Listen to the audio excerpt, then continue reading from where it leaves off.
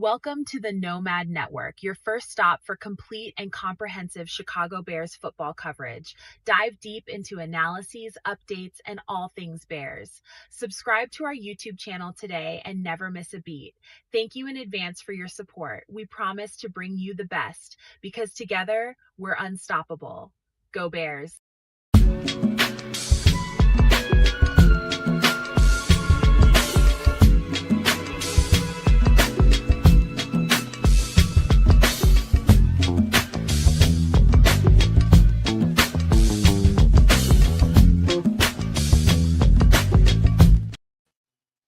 Yo, welcome to another edition of Some Extra Sauce, where we do a whole lot of talking and about a whole lot of things on this show. But more importantly, we talk about them Bears and we get heavy into it, the details, all the questions and answers are going to be had tonight on this show. We're going to get to some, off the grid kind of topics. I can say that a little bit without, let's just say that. We're going to get to some off scheduled topics a little bit later on. But first, we're going to give everybody what they came here for. As far as the Bears fans go, man, we're going to give you all the Bears content we can possibly give you, detailed analysis, man, some information that I just got a hold of today. It's not anything new unless you've been somewhere hiding under a rock, but it's some stuff that we probably should talk about as far as news goes in this bye week. We're 2-2 at the bye week, midway through the week. And, man, you know what? No Bears football this weekend, but, hey, we're going to have fun anywhere it goes, man. That's what this show is about having fun, man, and talking Bears. So without me talking too much, let me pass it to Canada on a bounce pass. It seemed like he couldn't handle them alley-oops too well. I'm going to go ahead and give him a bounce, see what he does with it. Boom. Look, it's Wednesday night. Bears win. Bears win again. It's Wednesday night again. Look, it's extra sauce. Trying to get y'all a little bit hyped up for a good episode of fun. You know what I'm saying? We'll do it the way that it should be done. And let me give you guys a little bit of love. Start things out as we always do. My guy, It's Crimson, is out there in the chat. What's popping? What up, Crimson? Shout out to you and the good Lord's work that you're doing behind the scenes. Big shout out to my guy, Cloud Chasers Radio. Thanks for coming through. CCR, and not that John Fogerty. Liberty's Outlook is with us, man. Big shout out to Liberty's Outlook. Thanks for coming through. Big ups to the immortal Naj. He lives forever in our hearts. Oh, and not only in our hearts, but in the chat. In the chat for sure. Yo, man. Like I said, we're coming off of a couple of good weeks. There's awesome stuff to talk about. There's been some moves. There are some questions, and then there was also my birthday. So there's all of those fun things. Triple R, how you been doing? How's the world treating you, man? It's here. I'm here. Still kicking, as they say. For now. Jay Grizz. But Jay Grizz, what's happening? But kids, chat, Crimson, Nomad. But Crimson said earlier, good, better, best. Never let it rest. No, for fuck's sake. Take two, God damn it. Just repeat after me. Shit. Oh, okay. Good, better, best. Good, better, best.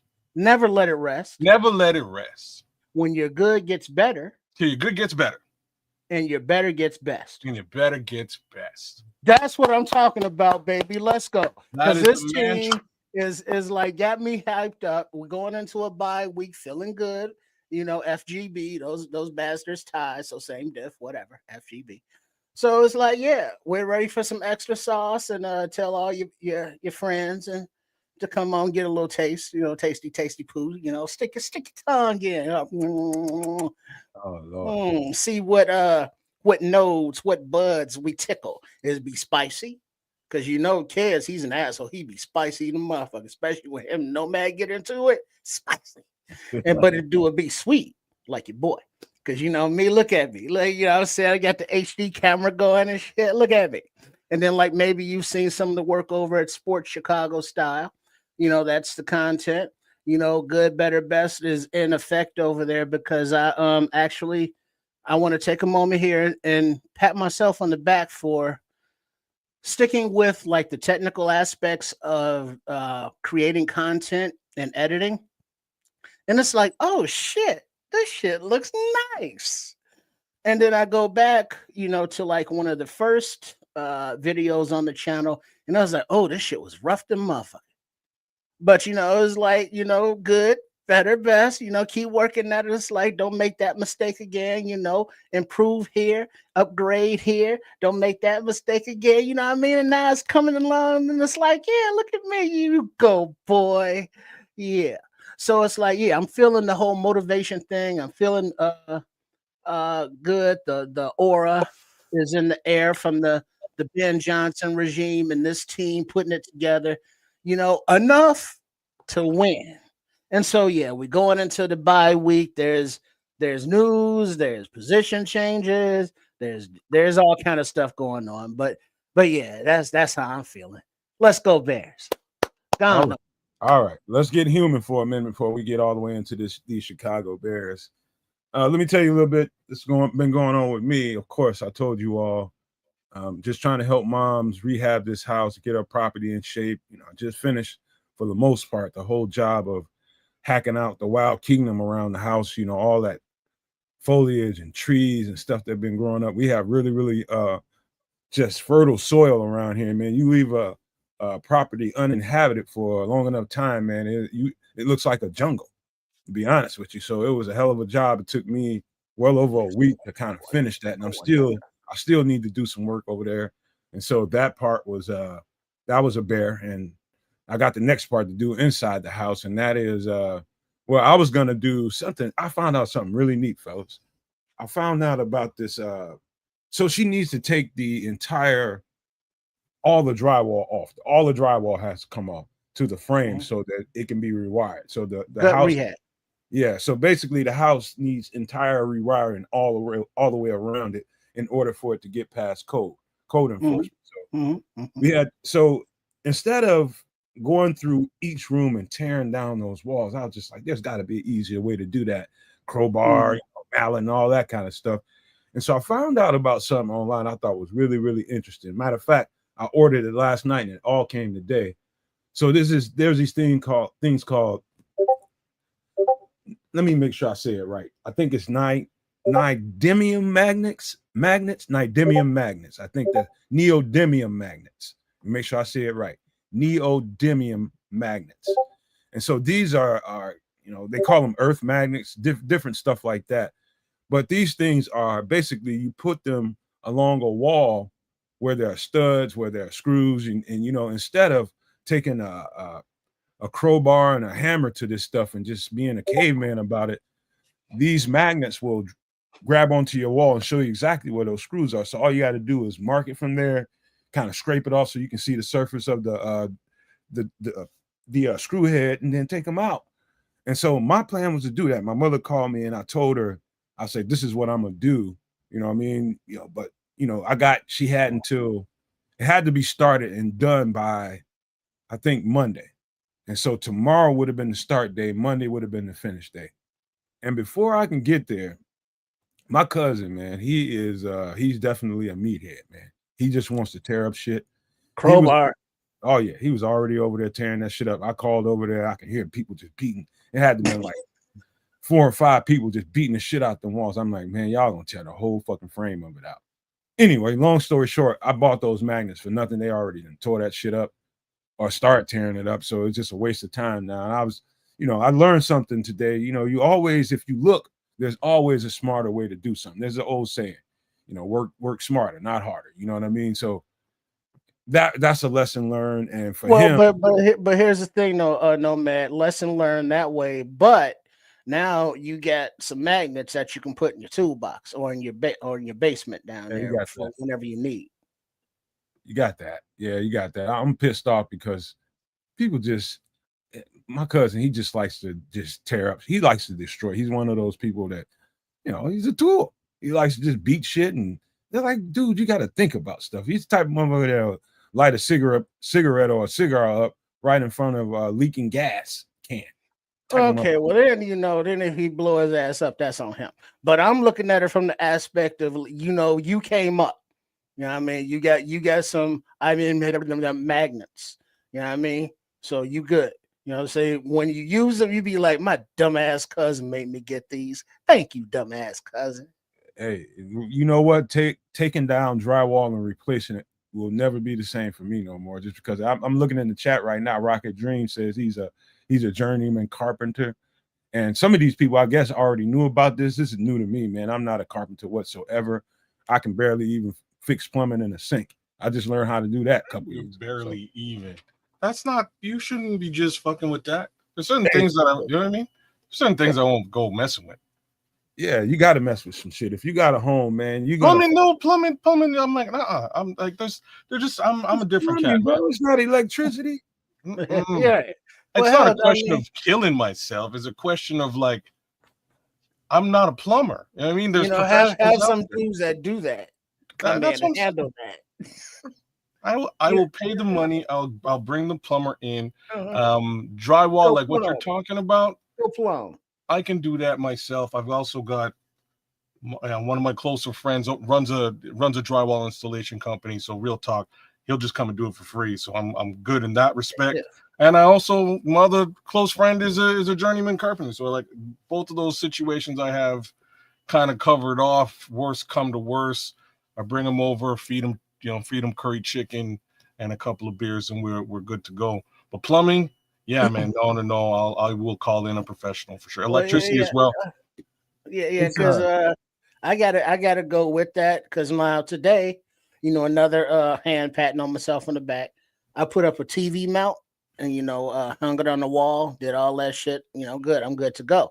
But plumbing, it's like righty tighty, lefty loosey, but plumbing is backwards, and then all the pipes are like under there, and you gotta reach around, and then it's all nasty because that's where all the poopy goes, and all the pee is down up in there, and the grease.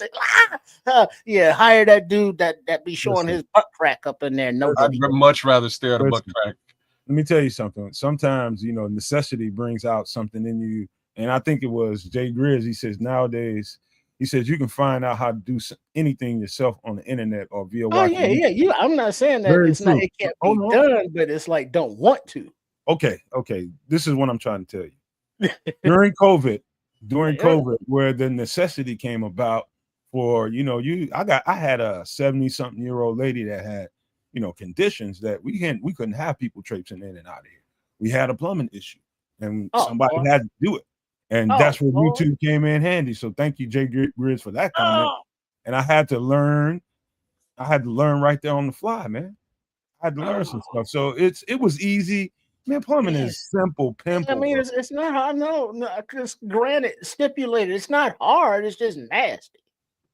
Yeah, you're right. Tell me it wasn't nasty. That wax ring, yeah, it's absolutely nasty.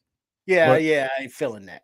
It's absolutely nasty, but one of these days you may have that right there, right? Ding, ding, ding, ding, ding, ding, ding, right there. Do it. If you got to do it, you got to do it. Whatever. But if I ain't got to do it, I ain't do it. I ain't got to do it. And then the electricity part, I understand. Turn the power off. Always some shit where you see something happen, dude flying across the room. I don't want to be that dude, so I don't be messing with no electricity either. Oh, they got people that do that called electricians. As a matter of fact, that's another part of that story I was going to tell y'all was I was over there and my cousin, the one that's over there tearing up all the walls and shit, he told me, he said, man, I went down there and I was getting ready to, she went and had the electricity turned on, so-called, but he went down there and went to hit the, I guess the main power switch, and all he heard was buzzing, like a loud buzz. And I was like, hey, see, I said, don't take your ass back down there no more. Don't fuck with it at all. Don't touch it. He said, why? He's like, dog, it's probably, I told him, it's probably not a ground. It's probably not a ground down there out here anywhere. And I think that's exactly what it was. Cause I called the guy that I, count on to do any kind of electric work around here. He's a guy that does code enforcement around the city. And that's what he did for a living, to make sure everybody's electricity was up to code. He does that shit. And I called him up as soon as I heard that, like immediately, as soon as he told me that, I got up and went and called him. I said, I need y'all here ASAP, bro. I need y'all here ASAP. So it's safe to go in this house and do work. So he came out yesterday. got it to the point where they can work and do stuff, and still there needs to be some work done. He's going to rewire everything, but not having a ground, that's a you might die fooling around. Yeah, you might die and burn down the whole house. Mm-hmm. Yeah, professionals it's are electricity. professionals for a reason. And that's all I'm saying. There's certain things, you know. I'm not a mechanic. I'm not a plumber. I'm not a friggin', you know what I mean? I'm not an electrician. These are just three things. Straight up lover. He is what he is. Brother, I mean, I sell stuff and make money doing it. That's what I do. Slang meat. Have you ever seen those dancing bear videos? That's Cass. Wow. That's my part-time job though. You know what I mean? It's what I do. Just a little something from the side. What I do in the off season. But I mean, that's it. Them three, I will pay a guy. I'll pay a guy, man. I will pay you. I'm mostly that guy, kids, unless I have to learn something I think it's important. Once you have a piece of property of your own, you'll see the value in learning how to do as much as you can, because one of these days you might not have the disposable income to have a guy come out in the middle of the winter to change out your goddamn furniture. You know what I mean? Just if you got it like that, you got it like that. But if you don't, you need to learn some basic things about owning a home, man. And sometimes there's a maintenance component to that. Yeah, no, I mean, I've lived in this capacity for long enough. Under normal pretenses, I can do a lot of work, but there's also there's also the fact that I can also fuck shit up. Like there's a potential for that might happen. And I'd like to be able to blame somebody at the end of the day and also have warranted work. Right. Well, you see, Kez is this dude, Nomad. Kez a higher professional than stand there with a cup of coffee and a joint and watch him do his thing. And learn. You're like that too. That's the other angle. And that's what I do with my homies, like with the drywall situation, with the carpentry situation. That's exactly what I do. I will sit there with both of those items and learn. How did you do this, Dre? Dre, what do you got going on, Dre? Yeah. Shane, what are you doing with the drywall? That's exactly what I do. Like each time somebody comes to my house and does anything, I'm right there. And I know I'm probably annoying, but I'm right there over the shoulder asking questions. Like, hey, man, what's that? How you do this? How you do that? Yeah, man, that's just being curious. That's just being curious, wanting to learn. I'm not one of them people that'll just sit there, hey, go down there and take out all my piping and replace it for me and not go down. I'm just not the type, man. I'm going to learn something. That's just how I am.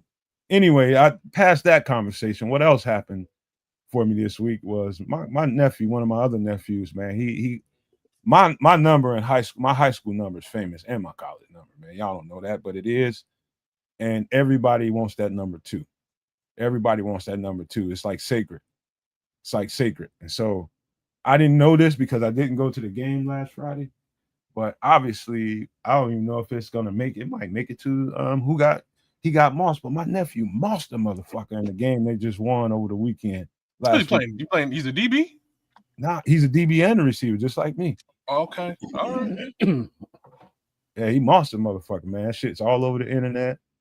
And he's cold, man. He's going, I can't remember where he's going to school at, but I think he underplayed himself. And I told him too. I was like, dog, you should have waited. Should have waited till your season was over. You never do that. His mama talked him into that. Signed for him, during his junior year. At the end of his junior year, he signed a scholarship. I was just like, dog. And she was just trying to get me not to talk him out of it. And I had to follow what mama said and just follow her wishes. But I wanted to tell him, dog, fucking renege that shit. Renege, dog. Go. You can go anywhere you want to go. You don't have to go here. But it's not always that's the business nowadays. There ain't no love. There ain't no love in these hoes. What, you know what I mean? Because this coaches leaving, this players leaving. It's players signing multi-million dollar NIL deals, getting better money from other schools and leaving. You know what I mean? So there is no loyalty anymore. Is he going to be there for 4 years and, build that team camaraderie? Or is it like, hey, if he's good enough, he get his beak wet in that NIL market. I mean, that's what it is today, isn't it? Yeah, he's gonna get something. I don't know what, but I think he underbid himself, and I was trying to explain that to his mom. And moms are always about, I'm getting my son's getting an education. This is the best place. That's a good mom. That's a good mom for you. Yeah, true. She doesn't see the value in what college athletics, what they are today versus when I was going to school. I just missed that. Because I know that Tyreek Stevenson right now, Tyreek Hill, he I was like, what he clapping about, all happy when his leg is turned, way legs ain't supposed to be turning. And it's like, oh yeah, 70 or whatever, 100 million guaranteed. You know what I'm saying? So that hit different. You know what I mean? So that's not quite same as, well, I got my degree. He can go back and get his degree if he would like. Would you say that? He was surprisingly pleased. I know. On a cart, getting carted off getting the fuck out of there, and that's what he's happy about. He was clapping, joking it up with the homie in the cart with him, smiling. I was like, you do not look like you're in excruciating pain, and your knee flipped backwards. I've never seen that reaction to somebody getting carted off. He's done in Miami. He's laughing. That's really what I'm done. Miami, so many different ligaments were torn that's career threatening. Yeah, that's beyond done in Miami. Yeah, but career threatening don't stop that 100 million guarantee. No, that guarantee is a big G. That G's a big G. So he's laughing his way to the bank on that card. Before we get too carried away and get in the football conversation, let me pass the rock to you again, Kez. And how's your life been? What you been up to? Anything you want to talk about? Nothing real super special, but you did kind of remind me.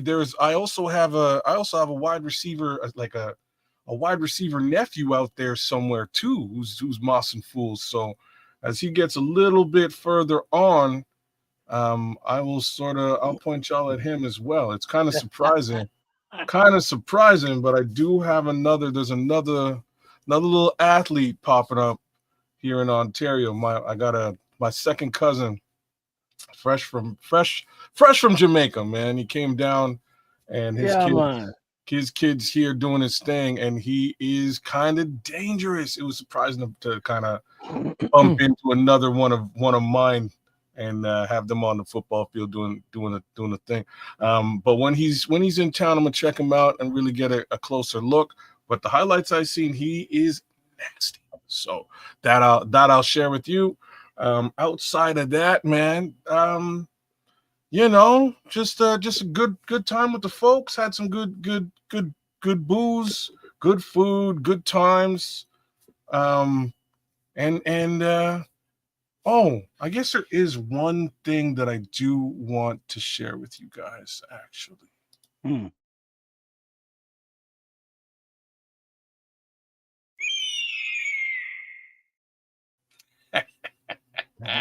right. The eagle has landed. All right, hold on. Before we go there, I do want to, before we get to you, Trips, did want to mention that in case you guys didn't know, didn't remember, we were supposed to do a show with the Barroom, a joint podcast, and that didn't quite work out. Aldo had a little snafu, and we ended up doing the show on the Barroom for about 3 hours yesterday. Go to that channel and find out what show that was. We did that yesterday at about 8 p.m. Central for about 3 hours. Cool ass podcast with a bunch of dudes that were real cool. We had a good time doing that content. So I apologize to you all for not following through on what we planned on doing, but guarantee we'll make up for that. We'll put something together a little bit later on and make sure we deliver on that promise. But yeah, that's what happened. I ended up on the Barroom with about another 4 or 5 other podcasters, and we did a good show. Some good Bears football content going on there. So y'all check that out. But how about you, Trish, man? What's going on with you? Well, actually, that you're talking about family members and football and doing things on the gridiron. My nephew, you know what I mean? You know what I'm saying? I'm gonna put together. I got the video because I take the video of the games. This is my second season doing that. Every game. You're gonna cut us a highlight reel. I'm gonna cut a highlight reel because something else happened this past week that I don't think I've ever seen on the gridiron. But I can tell where my nephew is because he has a little guardian cap on out there, so he sticks out, and he looks like a little shark moving amongst the players out there. And it got to the point in this game that he was so physical with the opposing right tackle and the opposing left defensive end, because he plays right tackle on offense and right defensive end on Iron defense. Man, he's flipping it both ways as Yeah, well. yeah, you know what I'm saying? That's how he put it down. So Mhm. he's getting out there, he's firing out, I got him firing into the chest, like, yeah, you punish him, they put their hands on you, chop, you physical. By the second quarter, everybody ran from him on the opposing team. I promise you, I put this on everything. The players ran away from him as he As was in the going plays to make were the going play. in the opposite direction specifically from him. No. No? When the play was even coming like to his side, which really didn't happen, but they would split, Avoid because they didn't want no They part. just want nothing to do with him. They want avoid nothing to do with him, nothing. And there was this He's one like, play, that's fucking crazy, man. What there was this one play in particular. I swear to God, when I show y'all next week on some next extra sauce, he was lined up at right defensive end. The play went to the offensive right, the quarterback keeper. They do a lot of that at that age. But the off tackle quarterback keeper, my nephew went parallel line of scrimmage, untouched, from the offensive left hash all the way to the other side of the field to make the tackle, as the ball carrier got to the line of scrimmage where he was running parallel to. Not one of the blockers attempted to get in his way. They wanted no parts of it. It was awesome. I was like, look at How this. How big of a kid is he? He's little. I mean, he's a kid. I mean, I don't. He's thick. Put it like this. He's got, what I'm saying. He's got those triple R genes. That DNA. So we thick. You know what I'm saying. We big boned it. You know what I'm saying. So we're stocky. Yeah. And so he's got that to him. So he's not the tallest, even though he is almost. And he's not the heaviest, even though he is almost. But he's the most athletic. His dad, my brother, they go to, I've been telling you about all the camps and stuff that they go to, all the enrichment programs and things. So he takes to coaching. He's very coachable. He's a very quiet leader. He's a leader by example kind of guy. But he makes plays all the time. And it's just awesome. And so, yeah, I'm going to put together a supercut and y'all going to see this. And it's like, yeah, Triple R, he's exaggerating. It's like, no, players were running away from him. I believe every word of this, and I want to see it. Shout out to Ron Winarski for renewing his membership. Been a No Maniac or Super No Maniac for a month. Ron Winarski let me know exactly what it is. But shout out to you and thank you for your contribution, man. We love it and love you, bro. Big ups to Ron. But yeah, no, I like you saying everything you're saying is basically what I experienced with my son running around out there. He didn't play right tackle, he played tight end. So he did Iron Man the same way. And defenses, the difference was defenses were literally schemed away from him. They were like, okay, we can't rush to his side at all. We can't do that. So we'll just go the other direction and hope to God we get somewhere over there. But just like you're saying, my son now goes back and he'll catch you on the other end. Either way, it's a problem. Mm-hmm. But yeah, I'm not taking any of that footage, man. I'm the worst thing with things to know about me. I'm outside of like this show, being a podcaster, I'm the worst with a camera. I'm never on camera. Tripod like everybody else, man. Film. Man, I'm not about that. I'm not that guy. I never have been. It's so funny because like even today when I see pictures of myself from back in the day, I'm like, yo, like, where did that even come from? Who took that picture? The answer is it's not me. That's the answer. It wasn't me. I didn't take the picture. I just seen a picture of myself on stage this week. My homeboy posted it. And I'm like, damn, like where did this even come from? When was this taken? And again, I'm the worst. I never take pictures, man. You know what, man? I'm not that guy either. But the more mature I get, the more I realize that sometimes documenting things, as far as it goes, as far as video and all that kind of stuff, audio even as well, is good for. You got to think about the future when people might want to know who the fuck Kez was. Who somebody might want to know who the fuck Triple R was. You know, what kind of person was he? You hearing all these stories. I have several family members that are highly spoken of that are my predecessors, man. I don't no understanding of what kind of people they are, because there's really nothing to document or nothing I can refer to, you know. So it's just like, I think there's some value in documenting, if not for yourself, but for a family and future, you know, relatives down the line. You know, because for many generations, the only thing that the elders have left behind is that still portrait, you know, on the mantle where they're posing, you know, very stiff with the family or however. And it's like, that's it. Oh yeah, but before we move on, one more play that's funny. Kids mentioned running away from him. They're running away from him, right? But they still double teamed him on the backside. So the quarterback is running to the offense's left. He's lined up at the left defensive end, so he's chasing the play down. And they're double teaming him on the backside because he kept making the play from the backside. And it was like, well, we got to adjust to this kid. Yeah. And so they had to end game adjust. And yeah.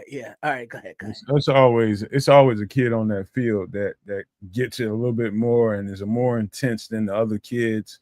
Always a kid like that. You know, luckily for me, I was that kid. I always was that kid that took it way more serious than most of the other kids, man. And you could definitely see me at every age level standing out, you know, and I'm not trying to tap Nomad on the back. I'm just talking about who you are when you're on that field, when you're in that battle. What kind of, you know, does something trigger in you?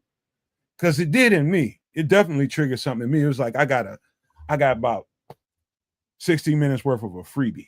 It's what I got. I get to go knock people around and don't nobody take me to jail for it. That's basically the way I looked at it, especially when I was early in my, you know, football days. I just wanted to cruise around and knock the piss out of people, you know. But as I learned the skill set and all that kind of stuff, the game became a little different. But you love to hear stories like that, what Triple R is talking about. He just cruising for a bruising out there and giving them.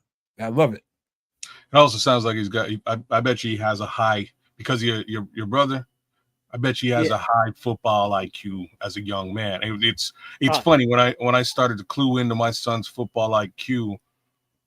He schooled me on some stuff, and I was like, wow, like how did you're 10? You know what I mean? I actually was like 9 years old at the time. But we're playing Madden.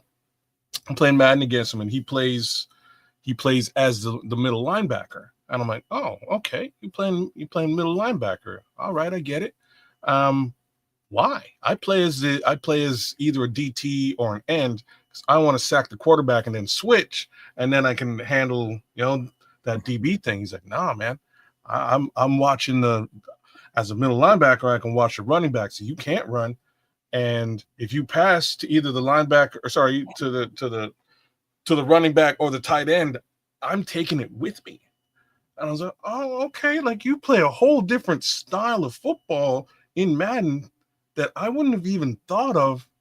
This is really cool. And like now I'm seeing his football IQ, and he starts to explain. Wait, say that again. He plays linebacker. Why? Say that again. So he can follow the tight end and the running back, right? So he can zero in on the running back. If it's a run play, he's coming down, he's screaming down, he's stopping the run. If it's a pass to the tight end, and to be like, y'all know in Madden, the tight end's kind of a cheat code. You know what I mean? You hit that tight end in the seam, and it's a thing. he's getting an interception. He's just moving the linebacker right into that seam. Boom, pick six. The kid's nasty with it. And it was just, he was like, I play it like I would play the middle linebacker position on the field, Dad. And I'm like, oh, okay. You know what I mean? Like I didn't really think you got football like that at this age. And he's 9. Like, well, yeah, my nephew is 9, 10, one of those. But he just now is getting into the whole Madden thing. And so learning that strategy. But where he has really excelled has been on the field and the actual moves, because he knows pass rush moves. Oh, wow. Like 5, 6 different moves. He knows how to split double teams. On offense, he knows how to kick step and block. He knows down blocks. He knows drive blocks. He knows all these different blocks for both positions. And he's becoming more reactionary and not thinking about it, because he in the football off season he does basketball, and one of the drills, like my brother and I, we before a game, we both get a pad and it was like, we'll double team you split the double team. And then he was like, wait, which one is that? And so he would turn sideways and it's like, box me out, post me up. And he was like, oh, okay. And then so he did that, and then he would come in and then he post me up and then go straight through. And it's like, yeah, because he's putting those skills together. It's just becoming reactionary for his physical, his body. He broke up a pass because he was like, oh, yeah, I wasn't thinking about breaking up a pass. I was going for a rebound, because he plays down low in basketball, so he's jumping, he's moving his feet, he's twirling. He's doing that on the gridiron. So, at 10, and he still hasn't hit his growth spurt yet. You can just see it. It's like, oh, yeah, you're about to be 6'8" in about 2-3 minutes. So he's gonna be well over 300 pounds. So you know what I mean? Do me a favor, Kez. You want to give Levante the well-deserved shout out for being a super, because it tips us right into the Bears conversation we're about to have. Big love to Levante Rogers, man, who's just re-up his membership for 4 months going. Nice. Gotta love that. He says, let's go, No Maniacs. The Bears are getting healthier and healthier by the day. Can't wait for Gordon, Edwards, and Booker to come back to the squad. Brother, that's everything I have to say tonight. I can go home right now. You know what I mean? Like, I can't wait till these gentlemen get back on the field. Especially Austin Booker. Like I just got to put a little extra sauce on that one right there. That's what I'm really waiting for. I want to see what that impact looks like with respect to pass rush. Like, do we have a pass rush? Well, we'll save that thought for a second. We're gonna get right there. But shout out to Levante Rogers, Super No Maniac member for 4 months, man. Re-up, and this is the end of the month, the beginning of the next month. And hopefully everybody re-ups their memberships, man. We need y'all to do that.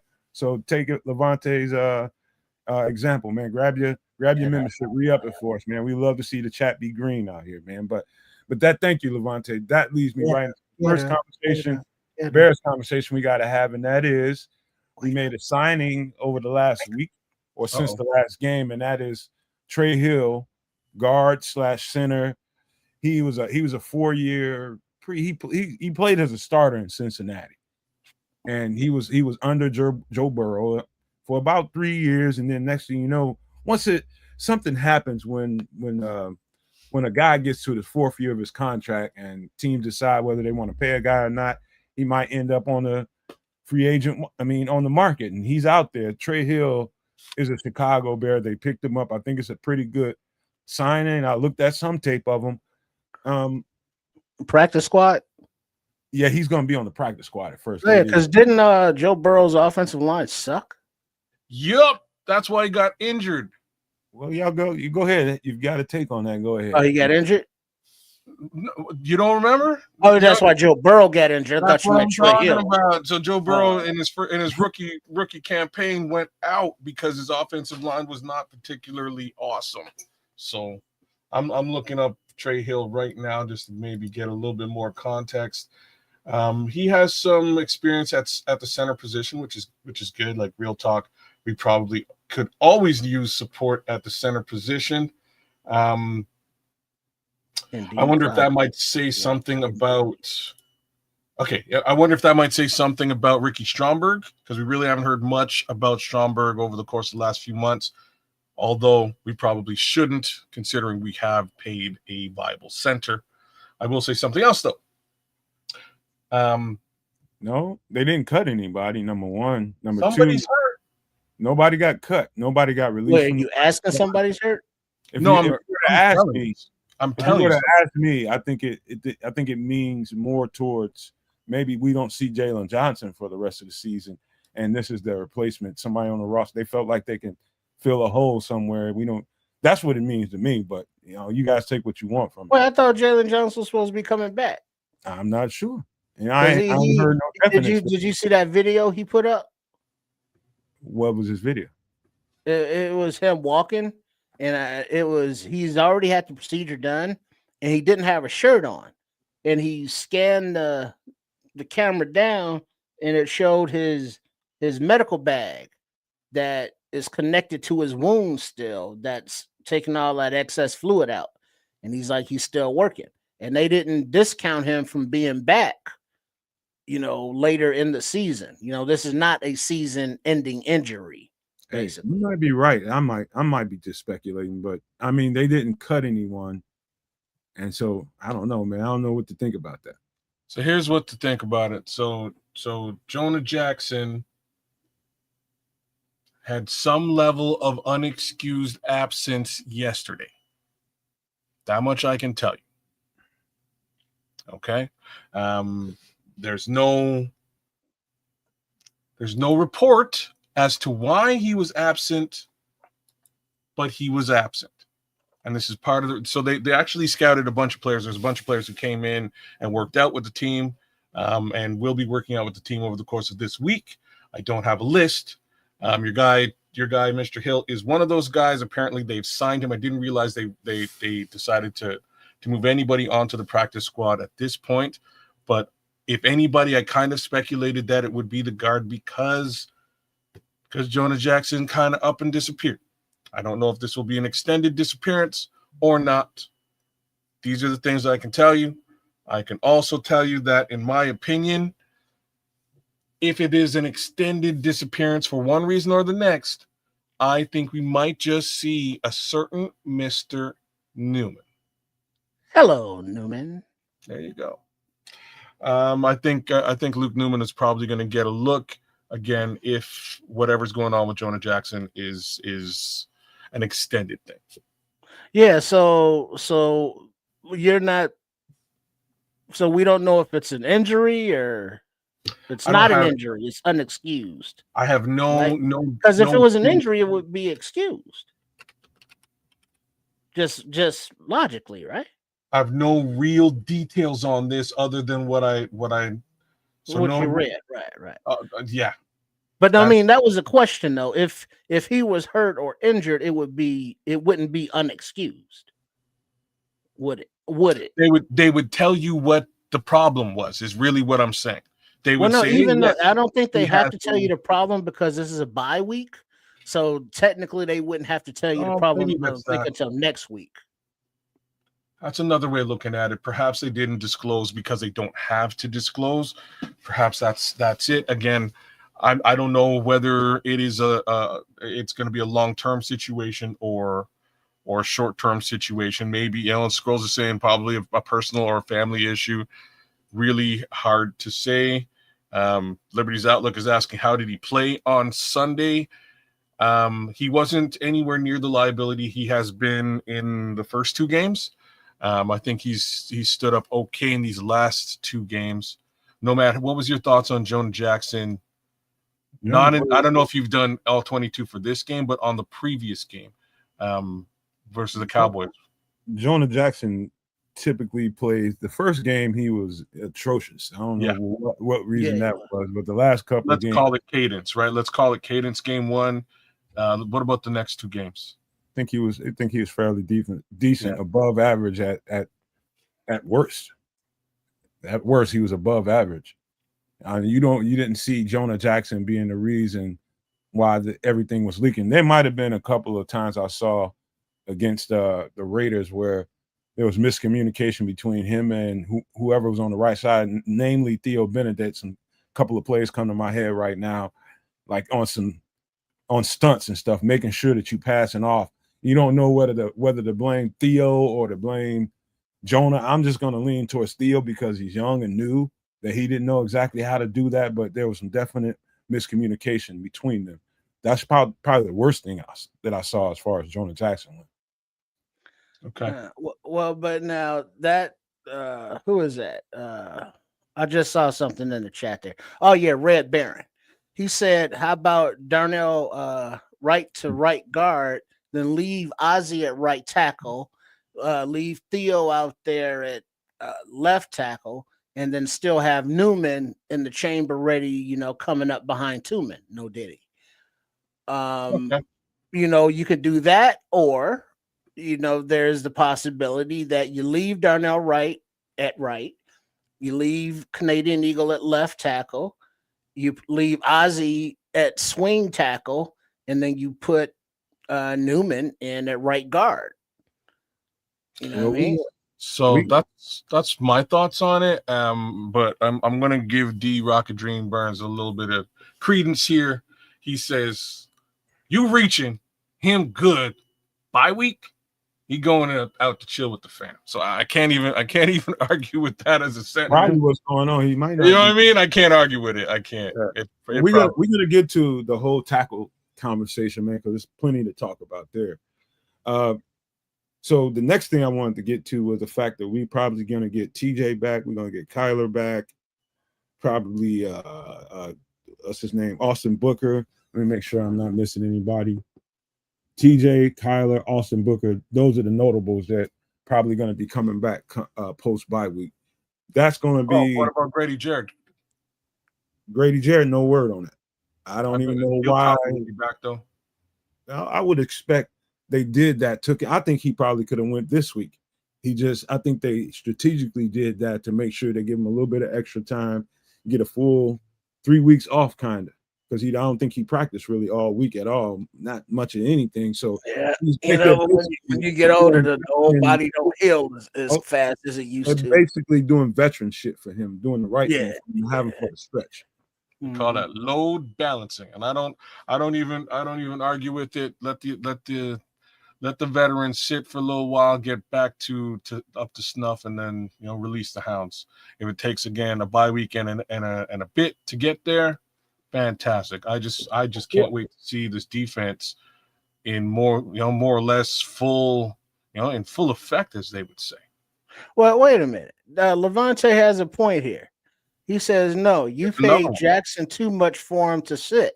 Yeah, what do we do like that? Those hypothetical situations that we just ran over regarding Jonah Jackson, what happens to him? You bench? Or trade or okay, so let's in your mind, what do you do? Let's not go too far. I don't know, right. So I saw the dreaded name in the chat earlier on. Who said it? I'm not going to say the name, but I'm just going to say who said it. Who said it? Damn it, I don't see it. Anyways, somebody said the dreaded name. I don't think it's a who situation right now. You know what I mean? Thank you. I don't even want to go down that particular path. I'm just going to say that right now I'm under the impression one of two things is going on. Either he may be injured or he is doing what D Rocket Dream Burns said. He's just chilling. He just wants to go kick it with the fam, and maybe he took a day himself to go and do that, and they don't have to disclose it. So that's where my head is on all this. I also simply feel dollar for dollar, regardless, my boy, they just next man up, man. I actually have a lot of faith in Luke Newman. Luke Newman looked great, like Tony the Tiger, great in the preseason. He's great. That's what I'm talking about. He looked fantastic out there. No problems, cool as a cucumber, and I think we would see similar play. I don't think there would be a huge drop off. Is really what I'm trying to say. If Luke Newman stepped into the fold, and I wouldn't mind seeing him get that opportunity. That being said, I would prefer it be with a healthy Darnell Wright. How did we even get here? You know, Talking about Jonah we're Jackson. talking about the Chicago Bears, man. He's on the team. Yeah. It was somebody in the chat brought it up. But now I got a question for you, don't know, Matt. The way that Nick McCloud has played at nickel, when Spidey Man Gordon comes back, and the way Nashawn Wright has been off and on, do you leave Wright out there? Do you put Gordon in a nickel, or you put him on the outside and leave McCloud in? What would you do in that situation? I'll just respond to you probably the way that coaches might be thinking about it on the inside. And that it was, depending on who and who's been taking reps where, is going to make that coach more confident. And coaches are very, very conservative when it comes to who's taking reps over here at right corner, who's taking reps at left corner, who's taking reps at nickel. They're going to be more confident with the guy that's taking the most reps on whatever side that is. It could be a coach on that team that's real itchy about keeping Nick McCloud in the game. So that could supersede everything. They might decide, okay, we can pull Nashawn Wright and put Nick McCloud over there at the other cornerback spot. They could, but I highly doubt it because coaches are like they're a creature. It's about comfort for them. How safe do they feel putting Nick McCloud out there, given that he hasn't had any reps in the that I know of since everything that I saw in the offseason, and Nashawn Wright has taken pretty much all of the reps out there. So I would just say Nick McCloud's probably going to the bench, and he'll just be a close backup to Kyler Gordon again. I don't think he's going out and taking Nashawn Wright's position at all. But but my question is, why not leave Nick McCloud in there, leave Tyreek Stevenson as your left cornerback, and then put Kyler Gordon as your right cornerback until Jalen Johnson comes back? That's possible. Say that again, please. I doubt it, but it's possible. I said, leave Nick McCloud as your nickel, Tyreek Stevenson as your left cornerback, and then bring Kyler Gordon once he's healthy into the game as your right cornerback. Send Nashawn Wright to the bench, until Jalen Johnson comes back, and then you move Kyler Gordon back into the nickel. See, it's so funny. So you're saying that, and D. Burns is saying Gordon, he can't play outside, leave him at the nickel. So Gordon got a bunch of snaps at the outside in his definitely in the first season, might be a little bit of the second season as well. They kind of worked him inside and outside. Initially, he got burned quite a bit. I'll put that out there as well. He got burned a little bit to start out, but so did Tariq. You know what I mean? Yes, you're starting out as a rookie corner in the NFL. Welcome to the NFL. They're going to target. He's got the experience to do it. This is what I'm saying. Yeah, he was an outside corner when he got drafted. This is what I'm saying. So, I think, as much as I want to learn how to play nickel. Okay, so I love this as an idea, except for one thing. What? The one part of it that I don't love is, have we seen Nick McCloud utilized on a blitz yet? Yeah. Yeah? Maybe he has, but I can't recall him getting home. Did he get home? Did he get home? No. Okay. That's the only thing I like. That the only thing that gives me a little bit of pause, because you put Kyler in that nickel position, you can do some special, different things with Kyler Gordon, y'all. You can. Right, so when he's that much closer to the ball and line of scrimmage. You know what I'm saying? You can threaten him. You can use him actually on full-on blitz packages. You can dedicate some blitz. And I know that's what DA wants to do with Kyler Gordon, with a healthy Kyler Gordon. I just don't know if you I don't know if you utilize him in backup capacity to sort of backfill the true cornerback position because Jalen Johnson's been injured. Interesting stuff, man. Hey, I'll tell you something else interesting that happened. And it was just by way of, man-to-man coverage. Man coverage will dictate where you're going to be aligned at. So, long story short, the interception that Tyreek Stevenson got, if you watch that play in its entirety, you'll see that he was lined up as a slot corner. So that wasn't his particular assignment as the play broke. That's just where the guy ended up at. And so if you see his performance at slot corner, I think if the coaches are looking at this logically, they see him plays like that. He did that a few times during the game, lined up because this guy motioned into the slot and he played the shit out of it on a crossing route. And so most of the coaches, you might be hesitant to play a cornerback, an outside corner, a boundary corner at the slot, not knowing if he has the kind of the quickness and the agility to really hang out with some of those slot receivers. The way Tyrique Stevenson played, given those opportunities, probably opened the Pandora's box for Dennis Allen. It's like, if he can do that on a few plays like that, how many times can we give him some opportunities like that to match up on a slot receiver? Let's see if he can make some plays. And so what I'm saying is, everybody's going to be excited about Kyler Gordon coming back. I will too. I think it's going to kind of go back to business as usual. Everybody's role that they played during camp is going to go back to being the same. Talking about Tyrique and Nahshon Wright out on the boundary corners and Kyler going back to the nickel. But options, given some of that performance Tyrique Stevenson has had over the past couple of days, has kind of broadened the playbook for Dennis Allen a little bit. He can fuck around a little bit. Seeing some of the stuff that I saw on film, I know he's seeing the same thing. Well, I think he would be more comfortable fucking around, as you say, if the pass rush was a little more productive.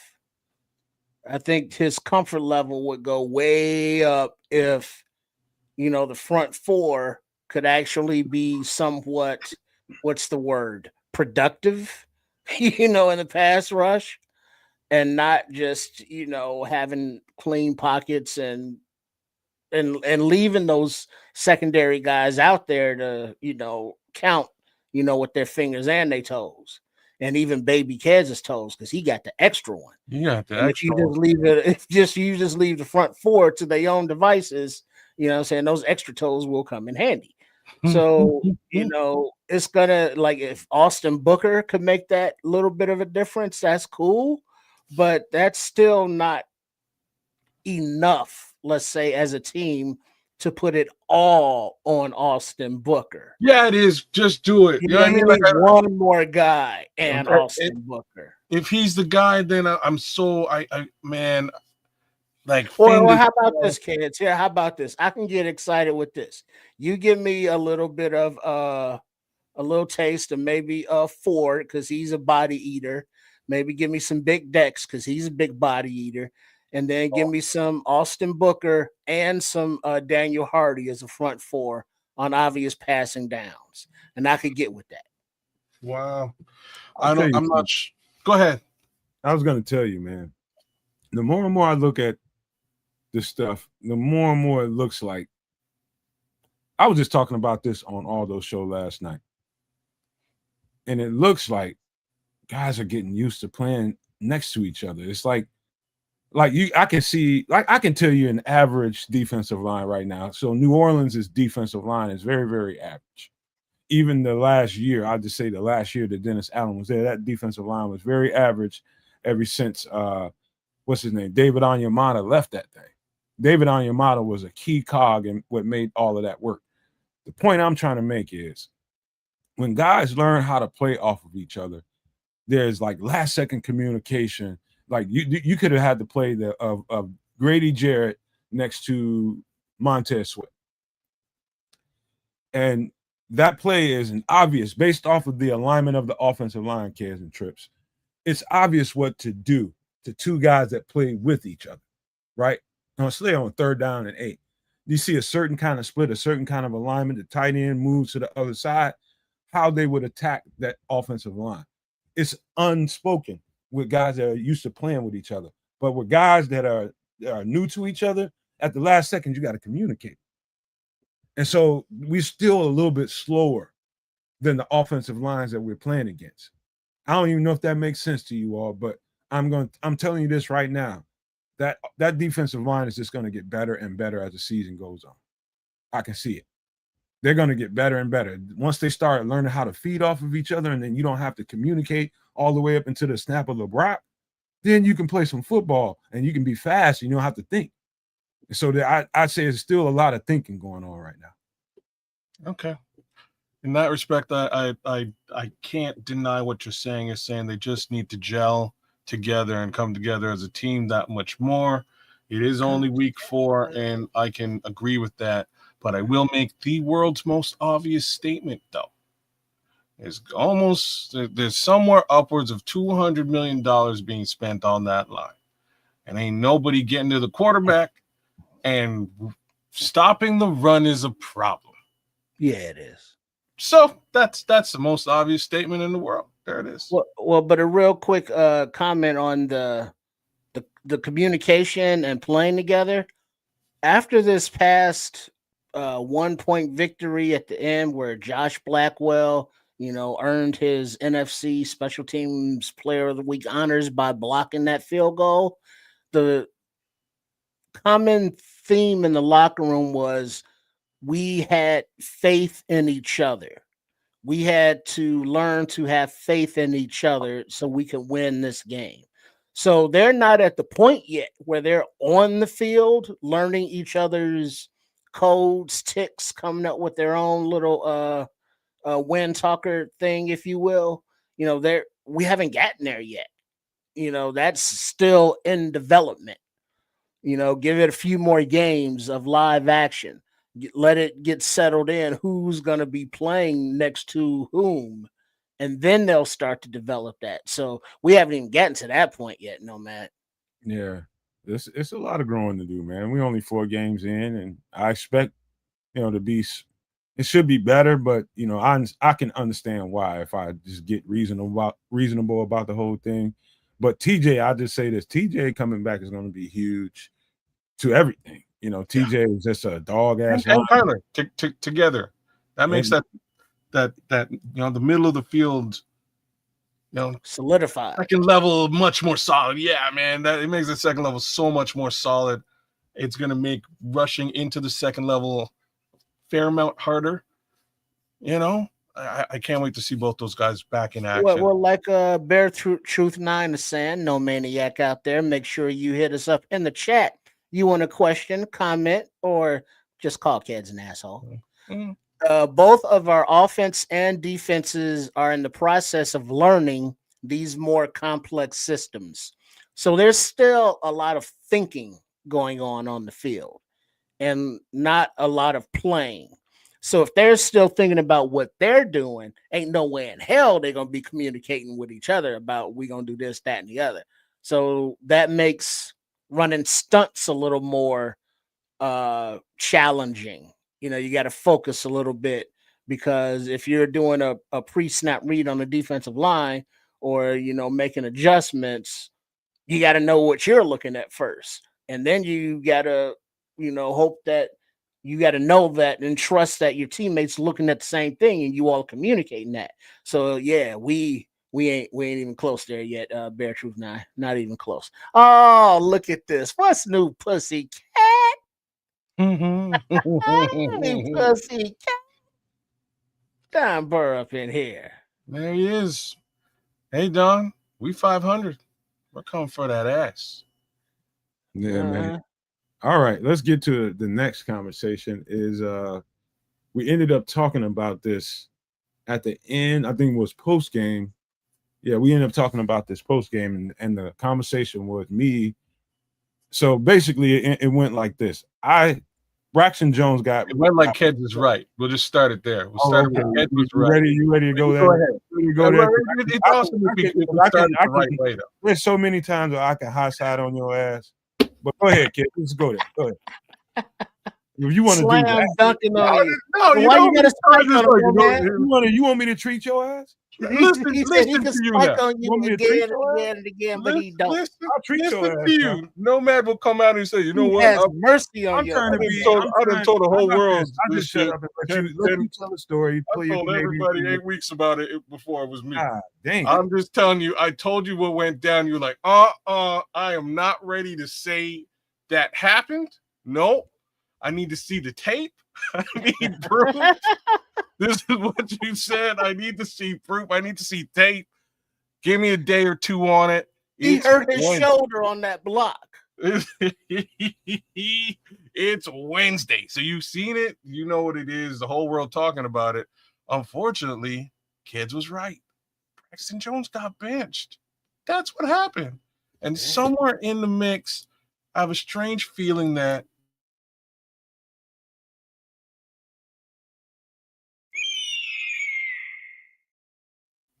the Canadian Eagle landed. You gotta love it, y'all. You gotta love it. But I will give him those props. He looked better on the left than he did on the right. He did.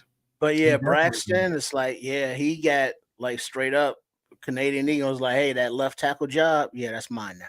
I'm gonna take that thing. I'm gonna take that belt off your waist. You know what I mean? So that's what it looks like. I don't know what they're gonna do on the other side. Like, I don't know what they're gonna do. Well, hold on. Wait. Question though, Matt. You looked at you haven't like studied the 22? Have you seen it at all from the last game?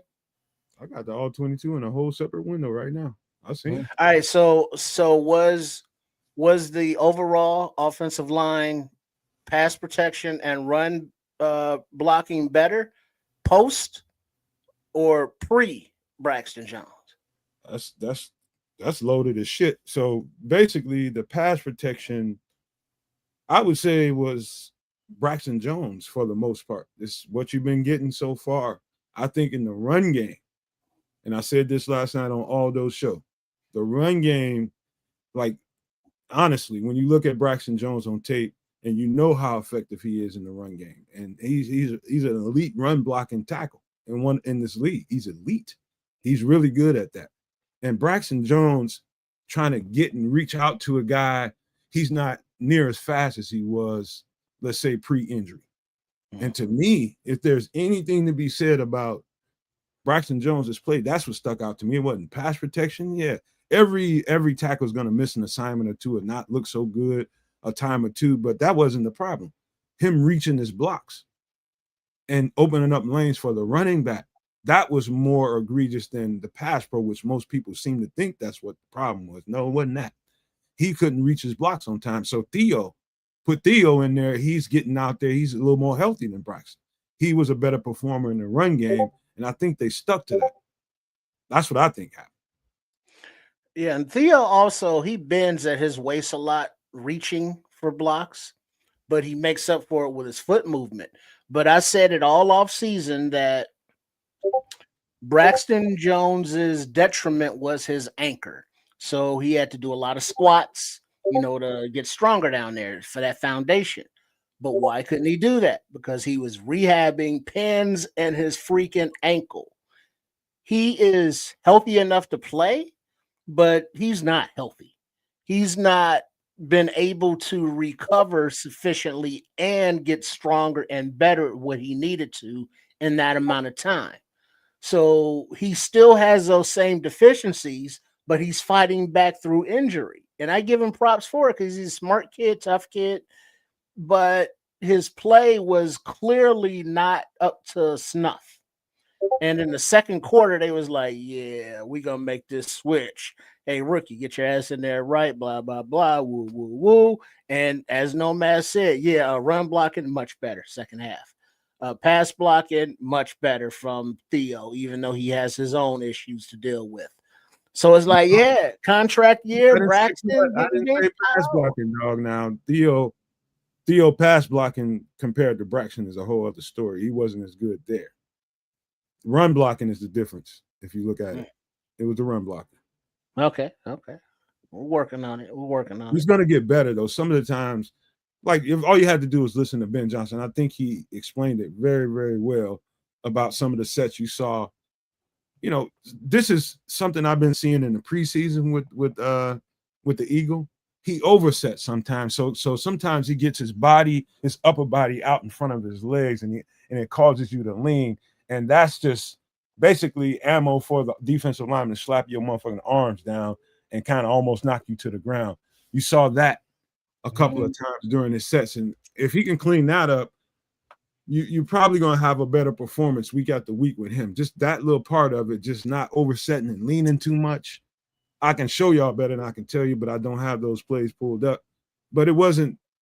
I think he can be okay. I'm still worried about. I don't give a shit what nobody say. I don't think he should be the starting left tackle, but if he can outperform the better guys, so be it.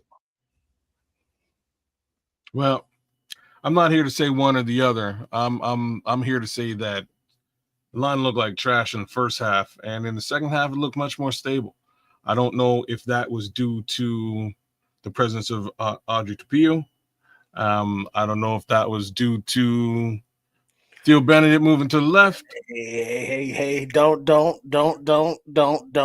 discount Ozzie Bear like that. I'm not. Because Mad Max Crosby was giving Theo the business. The business, bro. That's why I had to bring it up. But Ozzie, it was a little different, and it wasn't like it was all because he was getting help or double teams. A lot of that Ozzie was just one-on-one with Mad Max and was like, no, Max. Stop it, Max. No more Max. Yeah. And Max was like, sorry, I'll go back to the huddle now. You know what I mean? So they opened up on that fool, man. They opened up on him, and that's gonna happen again when people see him on. Like if he ends up being the starter, they're gonna see him on the scouting report, and they're gonna open up on his ass on the left hand side too. So Theo Benedict, if he ends up being the starter, he's still gonna have to fucking prove it. I'm telling you, they're gonna come at his ass. Oh yeah. But the thing is, they were coming at Braxton either way. Like somebody's got to prove it on that left side. It's just the left side is it's an easy target. It's an easy problem. The question is Theo Benedict the fix to that problem? I'm gonna sit here and say that for all intents and purposes, as Canadian as I am, and as much as I'm pulling for the kid, I don't know. I'm not sure if he is the fix to that problem. But one thing's for sure, Braxton in the position is also a problem. So might as well throw the kitchen sink at it. And kudos to the coaching staff for being like, changes need to be made. We're gonna make them. And so let's keep it moving, because if the best is gonna play, then we gotta leave it to them, because we see what we see and we saw what we saw, and it wasn't good enough from out there. So going forward, this is looks like what we're gonna be rocking with. What happens to the swing tackle position, what happens before the trading deadline, who knows? Because there are a plethora of teams around the league who would gladly get a left tackle today and pay you for it on Tuesday. Well, let me get to the next part of the conversation. You got it. Let's go. That is so what I heard from the locker room is Theo, I think it might have been Clocker Sports or somewhere. Shout out to Clocker Sports for that interview inside the locker room. And don't take his words as verbatim as to where he might or might not play. So they asked him, what is your expectation this week? He said that I'm working on being, I'm taking reps on both sides, is what he said for the most part. And so he was still vague about whether or not he's going to. Who is he we're talking about? Talking about the Eagle. Okay. So talking about the Eagle. So anyway, I'm going to get to what I said last night and what I've been saying for a long time, and probably going to irritate a couple people in the chat. But here we go. I'll tell you the truth and what I think about it, and that's it. And so I think the Bears made a huge mistake not making sure that Darnell Wright got some left tackle reps in preseason, in the offseason. And I think, if there's an opportunity, if Darnell Wright can play, I don't think he's practiced this week at all.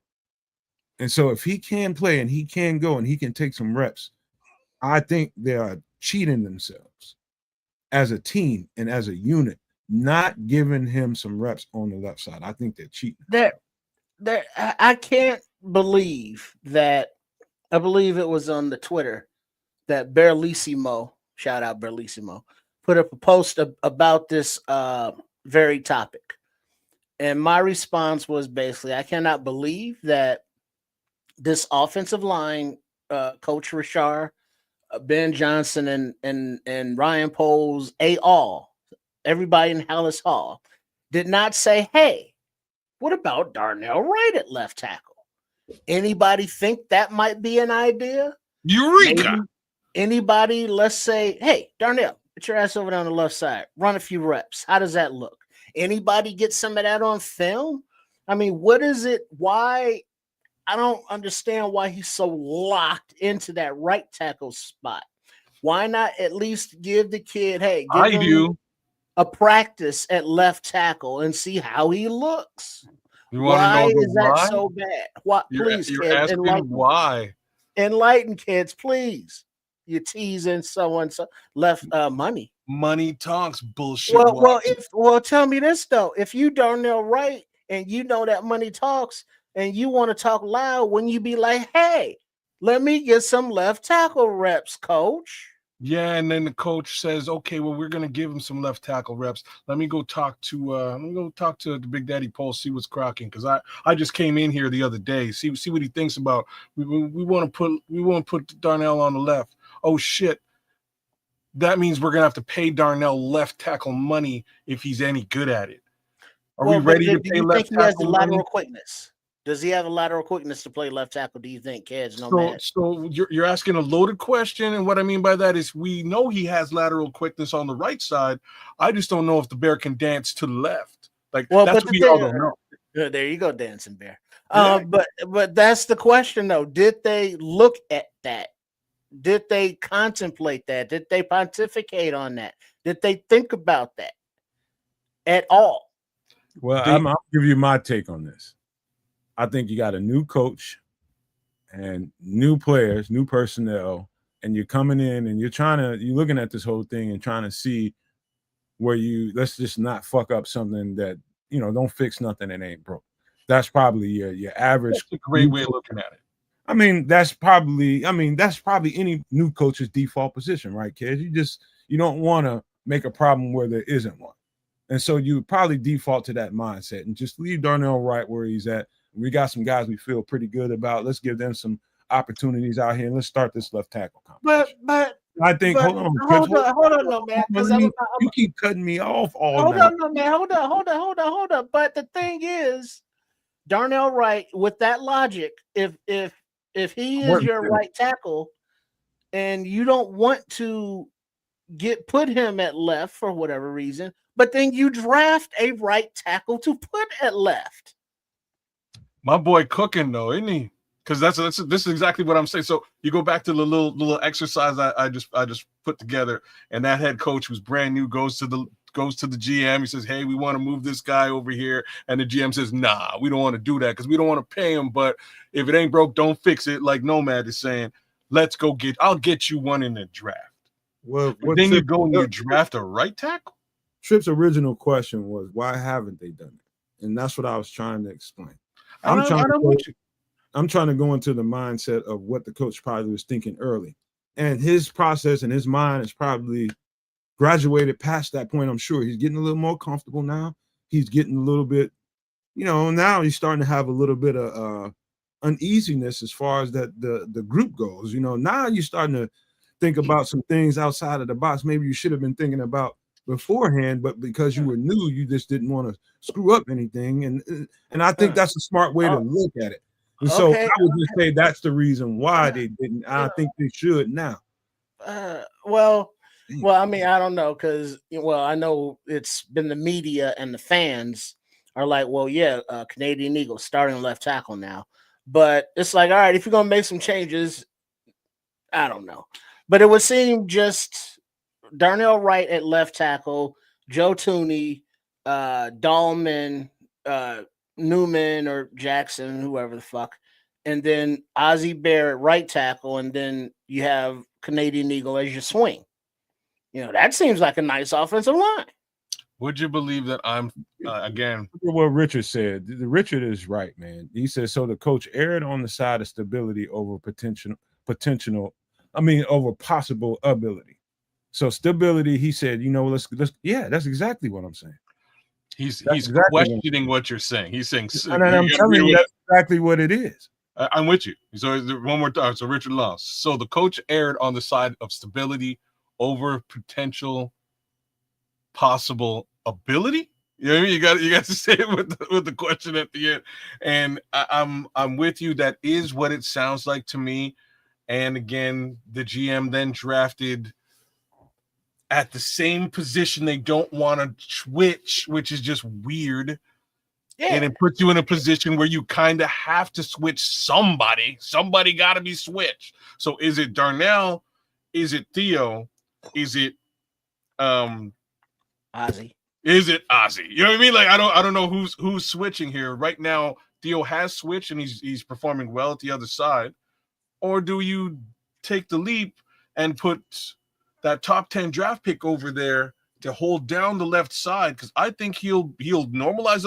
I think we all think collectively as a fan base that he'll normalize that blind side. I'm not saying he's going to be the greatest left tackle in the league, but I think he can perform fair over there, and I think he can normalize it. You know what, kids? I think this should be, I'm going to say this and be crystal clear about what I'm saying. If there has to be movement at your tackle position, and so you're unsure about at least one spot, right? But you got some guys you feel pretty confident about on the other side, right? So if you got one side, you feel like you got at least a couple of guys you feel solid about. You go to your best offensive tackle. And if there needs to be some movement, in my opinion, the logical sense is to take the most talented one you have and let's see it. That's to me, that makes sense to me. You know what I mean? Instead of, it just makes a whole lot of sense. Can't argue with Darnell to the left side, and if it works, it works. If it doesn't, it doesn't. I'm going to tell you, I'm just going to always lean into what I saw. I saw a very good left tackle when he was at Tennessee. Well, I tell you this, I saw a very good right tackle in the form of Ozzie Bear. You know, so we do have that to look forward to going forward, because all I've seen is Ozzie Trufillo's a bust. You know, Ozzie's a bust. Ozzie is like the dude ain't even played yet. What the hell y'all talking about? And then he gets on the field and he's like, no, Max, bad Max, stop Max, go take a nap, Max. So, and then it's like, oh, well, I guess he's not a bust. It's like, well, no shit.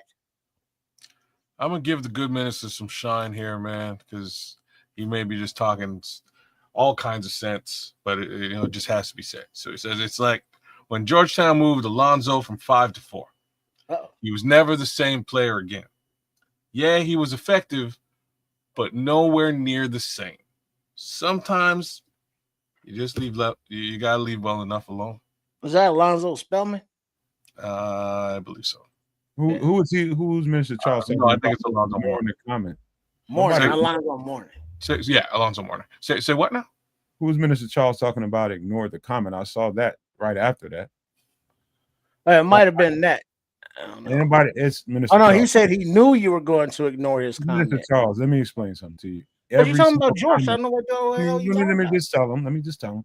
Every single comment doesn't get posted. I'm just, doing the show and trying to monitor the chat at the same time. It ain't personal, bro. Well, I didn't ignore it. I put it up on blast. So there's that. In any event, yes, sometimes you just gotta leave well enough. I don't know what the real answer is here. Yeah, don't know. But I think here's the best way for me to put it, and I think Nomad kind of put it here as well. I'm kind of surprised that at this point, especially after drafting at the same position, they didn't at least kick the tires on this. This is like one of those for sure. Hey, you know what? Yeah, I'll try that free hot dog. You know what I mean? Like, let me try it. Let me try it out. It's not gonna kill me. It's not gonna kill we you. Hope, because they can. They will. So okay, maybe it might kill you, but like it definitely is worth some level of a shot to see what he looks like. I'm not saying necessarily in a game, Minister Charles. I think he should get some reps and give them the opportunity to see what he looks like before they throw him in a game. If they're confident and they want to throw him in a game at that position, and he's confident with what he can do, then by all means, let's do it. Because we just want to protect Gizmo going forward. Yeah, and man. We want to be able to open holes. And we need the athleticism to be able to get to the outside zone, because there was a comment that Ben Johnson made. It was like, well, are you inside zone team, outside zone team? He was like, Mm-hmm. You know what I mean? So it's like, oh, that's where we still at. Okay. I know this, man. As fans, we are all fans. Even though we're podcasters, we're still fans just like you all are. And really, it ain't to me. It ain't about who's right, who's wrong. If that's irrelevant to me. What Trips just said at the very end of his comments right there about trying to get the best protection is, to me, the most important thing. I don't give a fuck about what I personally think about any of this shit. I'm just saying that, like, to me, I understand why Ben Johnson didn't do that early. You don't mess with what ain't broken. You leave that alone. Let's see if he can, that's logical to me. I'm saying now that you have a known problem now, to me, the logical next thing to do would be what I just said about trying to see if Darnell can move over there and give you some help. That's all I'm saying. That's, to me, logical. Well, like I say, yeah, no, you're Minister Charles, you and Levante as well. I'll give you guys both some love. I hear what you're saying. Maybe you just leave it and work with, make do with what you got, as a certain Mr. Huxtable used to say. You know what I mean? Like that might be the best route of passage for all of this. I honestly don't know what it is, but I do have to say, Nomad opened this up the right way, and I think, yes, they did err in not giving him some snaps in the preseason just to see what this might look like if he was on the other side. I think there was a little bit of a faux pas there. That's the next conversation here, Mr. Long here, and that is the running back room. And there's a lot of talk going on, and kids got to get a network a little bit of props here, man. We've been saying it for months. That running back room is incomplete. We knew it going into the season, and not to totally throw blame on this running back room. Okay. Not at all. The run blocking is way below where it should be, given what we just spent in the interior of this offensive line. It's way below where it should be. It's just so many, and I attribute some of that to the continuity of the offensive line. They just haven't had enough snaps together. I do think they can get better. Let me just say that first. But the performance so far, I don't know how anybody in the world, unless you're just seeing shit on the surface and it looks like, okay, the running back ain't no good. That's the easy victim right now. But I'm telling you guys right now, as a person that watches this shit, that offensive line, especially on the interior, they really don't do their jobs on a consistent basis in the run game. And the running back needs to be addressed, in my opinion, in this bye week. But ain't no telling if they will or not. Well, they brought a bunch of folks in to no running back work out, and there wasn't a running back among them. I found that super strange. Now I'm gonna do. Okay, so just follow me here for a second, guys. I'm not gonna throw. You know what I mean? I'm not gonna throw DeAndre Swift under the bus here, but here's where my mind is on this whole thing, and I don't believe that he is a bell cow running back, and I think folks can agree with me on that statement. DeAndre Swift is not a single bell cow back that you could put the belt on his waist and just expect him to come back with the championship. That's not who he is, and that's fine. There's nothing wrong with that. All over the NFL, there's this awesome concept called running back by committee. And that's what this should be. This should be a running back by committee situation. I'm still trying to figure out what the committee looks like, right? That's really where my head is. Right now, it's DeAndre Swift sparsely being used heavily, but not getting what is required. There's got to be some level of change up with the running back. Kamananga gets out there once in a blue moon. He has some level of success. There still needs to be another back in the mix. I did hear him mention that Roschon Johnson could be back in the fold after the bye. Well, Roschon Johnson is in the fold. He's been on special teams for the. Well, I know what you're saying. I'm saying running back room. You know what I mean? He's there. Same with Travis Homer. He'll be back too. I don't expect them to have heavy impact on that running back by committee case. Well, you think they're gonna keep all four of them? What, are they gonna cut Homer? Well, they barely using two of them right now. So I mean, there's only so many roster spots, and you can't have two dedicated running backs to play special teams.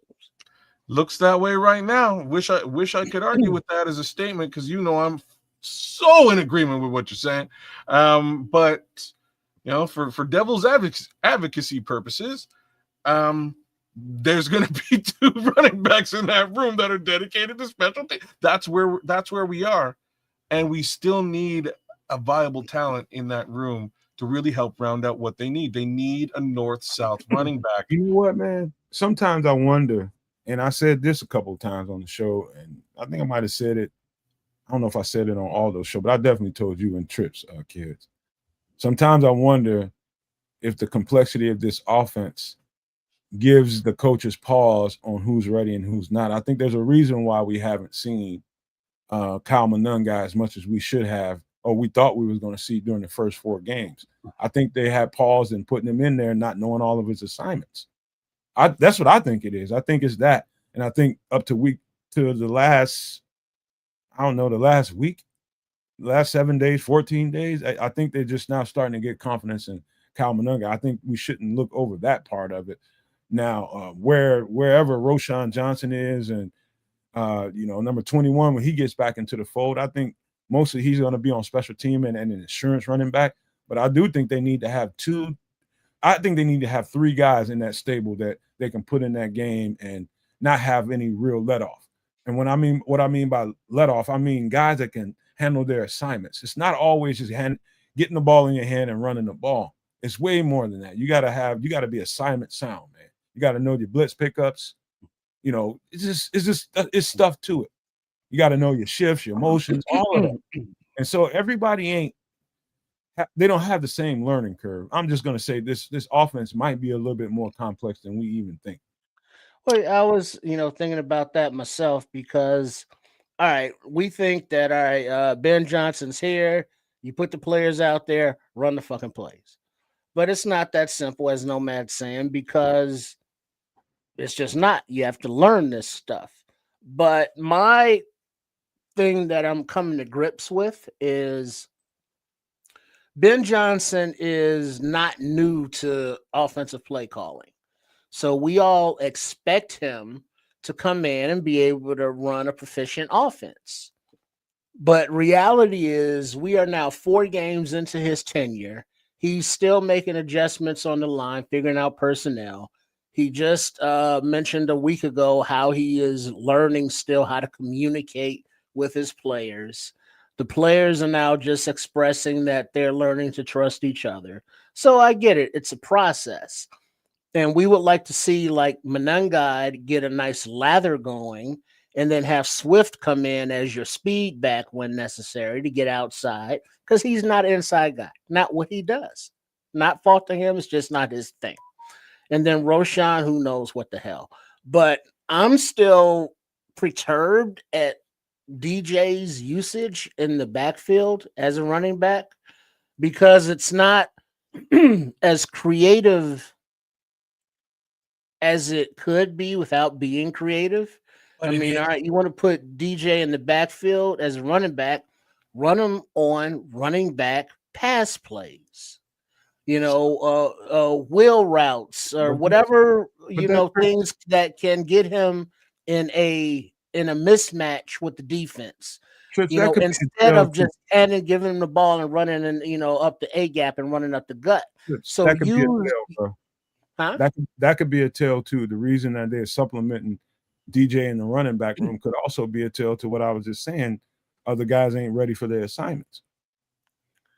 So I'm gonna say something different. We got to simplify those assignments because it can't be that difficult. Yeah. So I hate that too. Okay. So I'm with you, Trip. Every time I see DJ back there, I cringe. But here's the flip side of it. The flip side is that then he layers in Luther Burden in the backfield a couple of times, and next thing you know, it's a flea flicker. You know what I mean? So he's kind of doing something to set up something. You know what I'm saying? Like that's really what that is. So I'm cool with it. I hate it, but I'm cool with it because I've seen the other side of it, and you have to take it for what it is. You have to take a step back and see the whole picture. It still doesn't change the fact we need a fucking running back. There's got to be another, some of the folks in the chat are asking, like, who's out there? The guys that I would look at would start with, if you want to spend some capital, it would be Alvin Kamara. There'd be a decent amount of capital in required in bringing him over. He's got a very large contract. Well, not even that. How about they say Caleb Johnson's falling out of favor, or like Nomad is always touting those Seattle Seahawks running backs and those guys, and ATN and Martinez and these young guys. I mean, just somebody. Y'all just slid right on into the next conversation, and that is some of the options out here, maybe in wait before we slide too deep. Hello, this is Chef Trips. Please join us on the last Wednesday of every month on the Nomad Network for the show Some Extra Sauce for my live cooking segment, MFer in the Kitchen, where we make inexpensive but tasty foods that will be beautiful. And I look forward to seeing you there. Trips. Yeah, I got to tell you, man, you got to let me produce, man. All right? Just let me produce, man. You're throwing me way off. I don't know how, because we haven't stopped in like an hour and a half. We'll get there. Just let me do that. Hour and a half. It's easier for me to guide the show, man. Yeah, so, I get that. We got let me do that. All right, I got you. Listen, the running back opportunities out here. Now, here's where I want to go, Cares and Trips. I think if there are to be conversations about a trade, let's just start there in a trade. If there's trade conversations, I think where we have to be looking at are teams that don't seem to be going anywhere. And one of the first, teams that I guess comes to everybody's minds, people writing stories about it. You got people like Maurice Jones-Drew put a nice article about that out there. And one of the first names that comes off the board, let's just start with one, Alvin Kamara. What do you guys think about that one running back? And we'll get to a couple of other guys, but just stick there for a second. I don't know, because we're in an interesting predicament just because of where DeAndre Swift is in his contract. So realistically, if they were to cut bait after the season, it's not the end of the world. You could go get yourself an actual, bell cow. I'm not really of the mind of a bell cow situation. Personally, I think you just get a complimentary back. That's really what my thoughts are. If we're really talking about Alvin Kamara as a running back, he doesn't need kudos from me. That guy catches balls all day long. He runs the ball hard at a relatively older age. You know what I mean? He'll get the job done.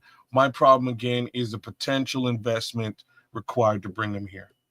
Yeah, I'm not a fan of, thrilled with, let's say, of giving up draft capital to trade for him and having to take on his contract.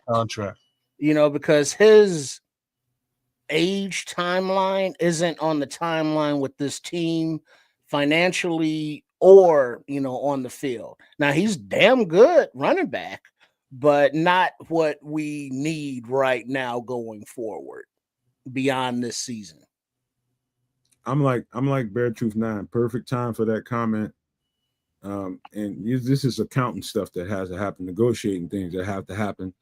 It's about, I don't even know what the numbers are in this contract, to be honest with you, but I know he's probably got a significant contract. Ain't no problem with it. He's got a significant contract. And to the point that Bear Truth 9 is making, let me read it. He says, basically, to that point about, being interested in Alvin Kamara, if he says if the Saints take most of the money. And so typically in these situations, they're buyout situations. This is teams trying to get rid of, big contracts because they're trying to go into rebuild. And obviously, if you looked at the Saints recently, they are in that spot. And so what amount of buyout would that be? How much leverage can we get in this negotiation? How much of this can we get them to pay out? I think if you're talking about Alvin Kamara, that's what we need to be talking about. Well, the more they pay out, the higher draft pick is going to cost. That's what I was about to say. So that's the flip side of them taking on that contract, or the remainder of the contract as it Like the more they stands. eat. So this year would have been, prior to this season or somewhere in between would be the time to actually do this. The cap hit is smaller. It's still a $24 million dead cap hit that they would have to eat. There's then approximately $18 million for the following year for that new team, being the Chicago Bears in this case. $18 million for a running back. Sounds a little wild to me. And how many years is Sounds left? a little crazy. Sorry?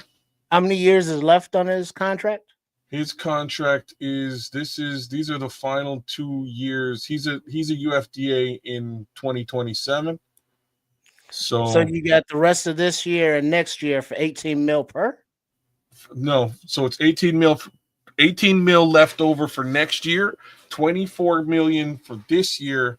The actual cap hit to the Saints is 9. They've already paid a big chunk of it up front. So it's still a lot. It's a lot. 18 mil for a running back. It's a significant amount. What's happened here is these guys have pushed his contract back. So there's 4.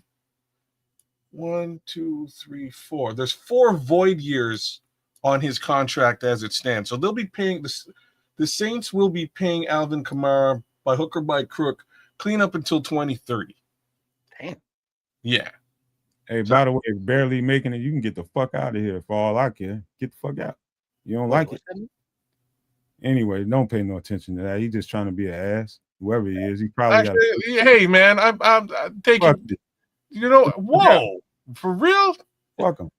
You don't tell me how to do nothing. That's cold-blooded. You know what? Barely making it. I'm down with you, man. Don't do that. Let me. Why wouldn't I do that? Did you hear what he said? Let me do this, man. Let me do this. Keep the show not going. being an asshole. He's just saying. I'm not behind nobody telling me. You're being an asshole, and sometimes you are. I'm not gonna. You an asshole too. So we all assholes. Everybody keeps telling me that. Sometimes you're an asshole as well.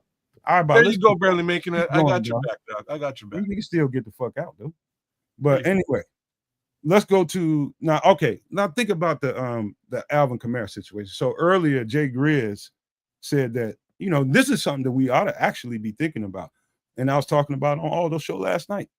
Now, if the Bears came out of this bye and went 3 out of 4, and this conversation came back up, are we still apprehensive about making a move for Alvin Kamara if we're a potential playoff team? Are we apprehensive about the money then at that point? Yes.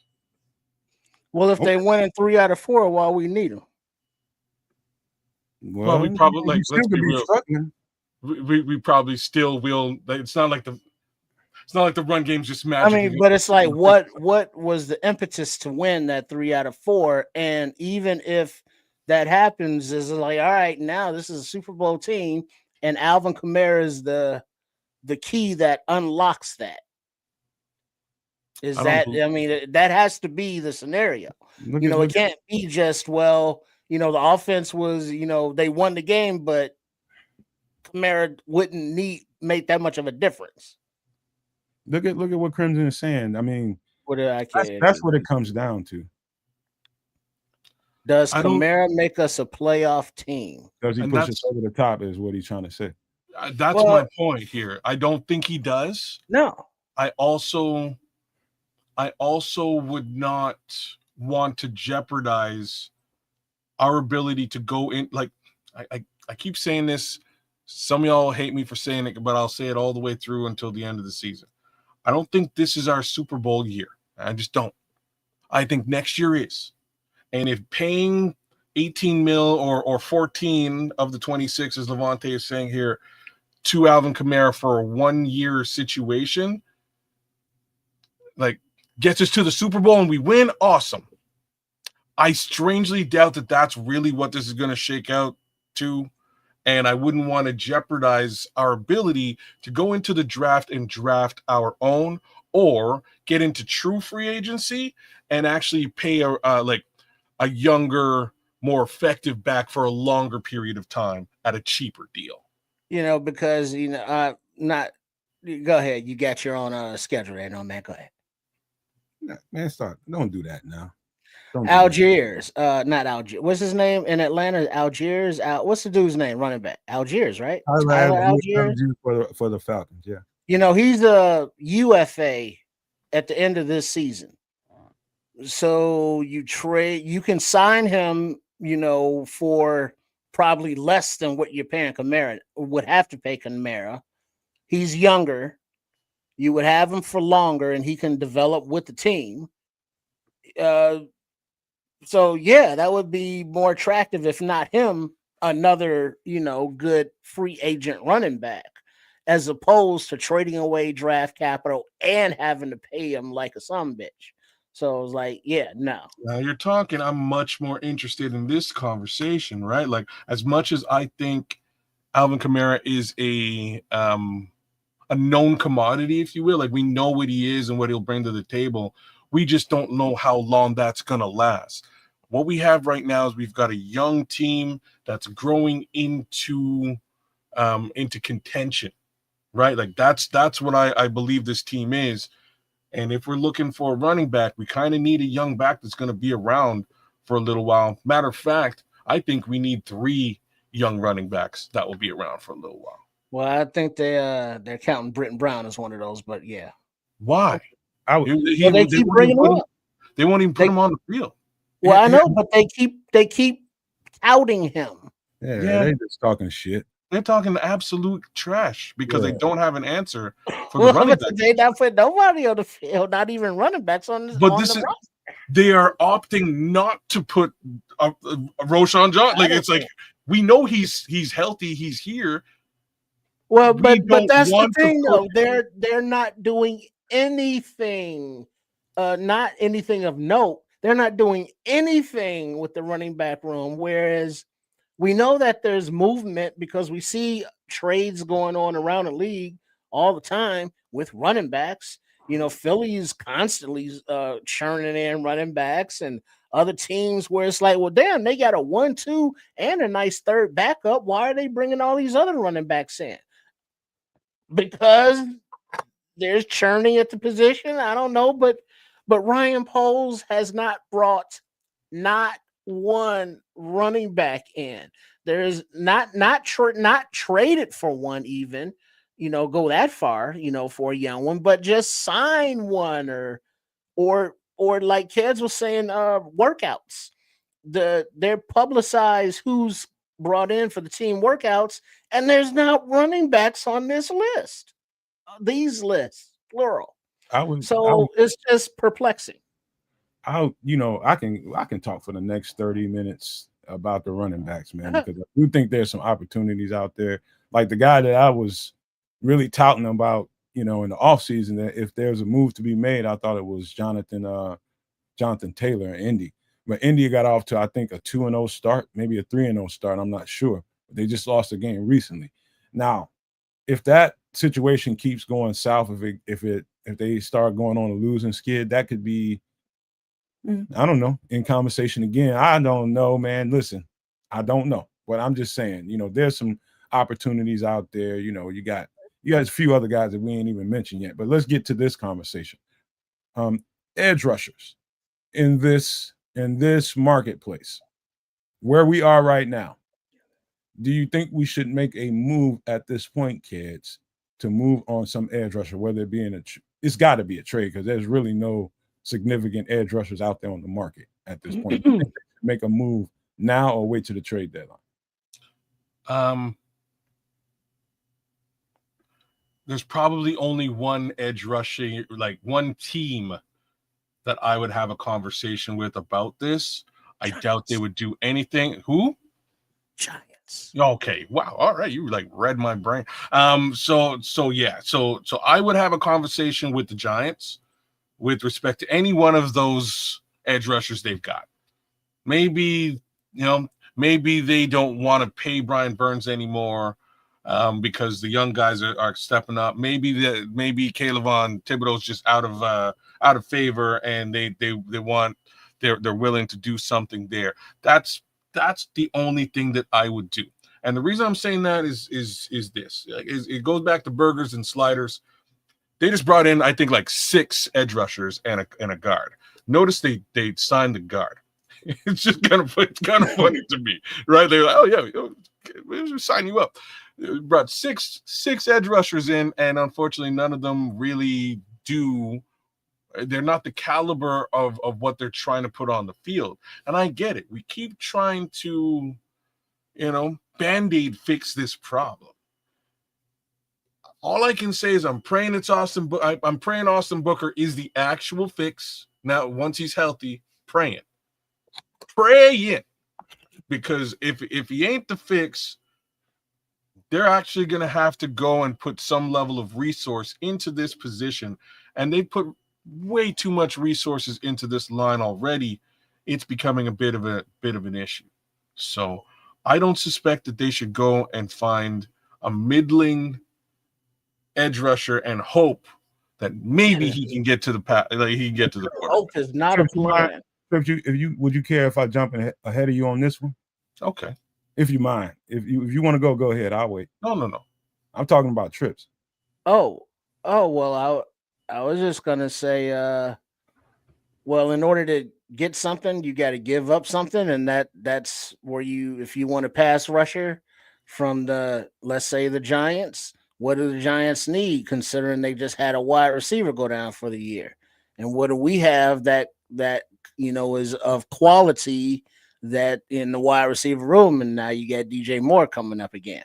But yeah, that's all I want to add to it, because other than that, it's just we need help on that position, and whatever team it comes from, cool. As long as it's not too old, cool. As long as it's not too expensive, cool. And it doesn't have to be like a world record breaker, but somebody who has upside and is good.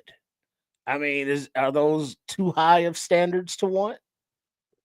Okay, so here's my take on it, and this is just personally, if I was running the shit, no, I wouldn't do it at this point in the season at the bye week. No, I wouldn't do it. Now I'll wait to the trade deadline, because we still have, just what you guys were just saying about Austin Booker, have to give him an opportunity in this system. We haven't really seen him yet in real live NFL action. Yes, we've seen him in preseason, but we need to see him in real live.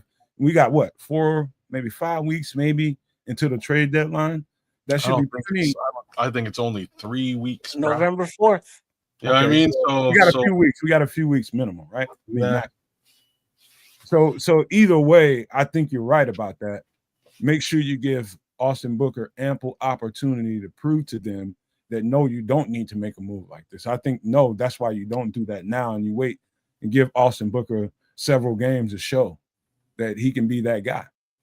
I think that's where we are. I think you do that if you're going to do something like that. If we're winning at, let's say, 3 out of 4 games going into the trade deadline, yeah, I think if it's not where it needs to be, and you see success and you see the team growing and you got a possibility out here, yeah, you should consider some things here.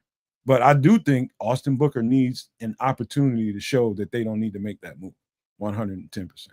Okay, I'm in full agreement with what you're saying. So you really do wait until the trade deadline. You don't do anything rash, as they would say, right now during bye week. But you give it a couple of weeks. You let Austin get back, get a couple of games under his belt, and see if he is effective. Because if he is, that changes the entire landscape. Period. It actually is a huge situation. Well, the Nomad kids, just hypothetically sticking with the Giants, Thibodeau or Brian Burns, who do you think they would give up, and who do you think would look better with Dennis Allen, under Dennis Allen? That's loaded as shit. If they give up anybody, it's going to be Kayvon Thibodeau. Think so? Yeah, I think it'd be Kayvon Thibodeau. The better fit for us would be Brian Burns because of his length. He's more of the kind of edge rusher that would be suitable for Dennis Allen. He likes big, long guys, and Kayvon Thibodeau is I'd just say he's kind of strong and big, but he doesn't have the length of Brian Burns. But I don't think they're there by any. I don't think they're giving up Brian Burns for shit. they had to make a hell of a move to get him in the first place. I don't think they're giving him up. Now, is it impossible that they can somebody can make a play for Brian Burns? It's everything is possible, but we probably have to give up way too much for Brian Burns as opposed to Kayvon Thibodeau. I think that just because it's a relatively large contract and they're still for the most part in rebuild mode, they might be willing to let go of a Brian Burns, right? Like and I'm not sure who was saying it in the chat. I think it was Levante, but I would not give up a first for him at this point, but a second rounder to solidify that edge rush. I think that's commensurate. I think that's exactly what I would give up for a Brian Burns. Right? You know, Ryan Poles would give up a second rounder at the drop of a hat.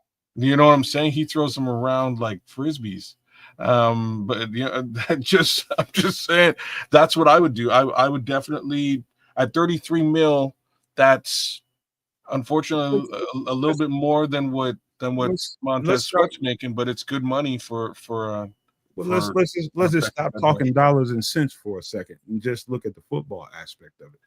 If we're getting into a point where we feel like we got some momentum and we're looking good, because we got the games that we're going to have moving forward is going to be a real good litmus test going into the trade deadline. And that's going to give it's either the people in the front office and Ben Johnson and his staff are going to be truly optimistic about where this team is going this season and their trajectory. Do they feel like they need an impact player to push them over the top and have a hell of a season and maybe push for something serious here? I think that's the question. Outside of the numbers, do they think they need to make a move for an impact player? We'll find out. I think you're hitting the nail on the head sort of differently, though. I don't think they're ready to do any of the above, right? I just don't think they're in the position to make any big moves. I think they're in a mode where they kind of need to feel out and test out what they actually have first before they look towards making any kind of moves. And that also speaks to the running back position. All of these things are fully in flux once the season rolls over. So, if it ain't working out with DeAndre, that's cool. We can move on and cut ties and find another guy if that's what we need to do. If it's really a left tackle issue, same thing. We can go and find another left tackle. If they need to do that, they can also draft one. The sky's the limit with what they can do at both of those positions, as well as the edge rush. So as long as they understand that those three priority positions are priority, and this is like the most important thing that's been said here today.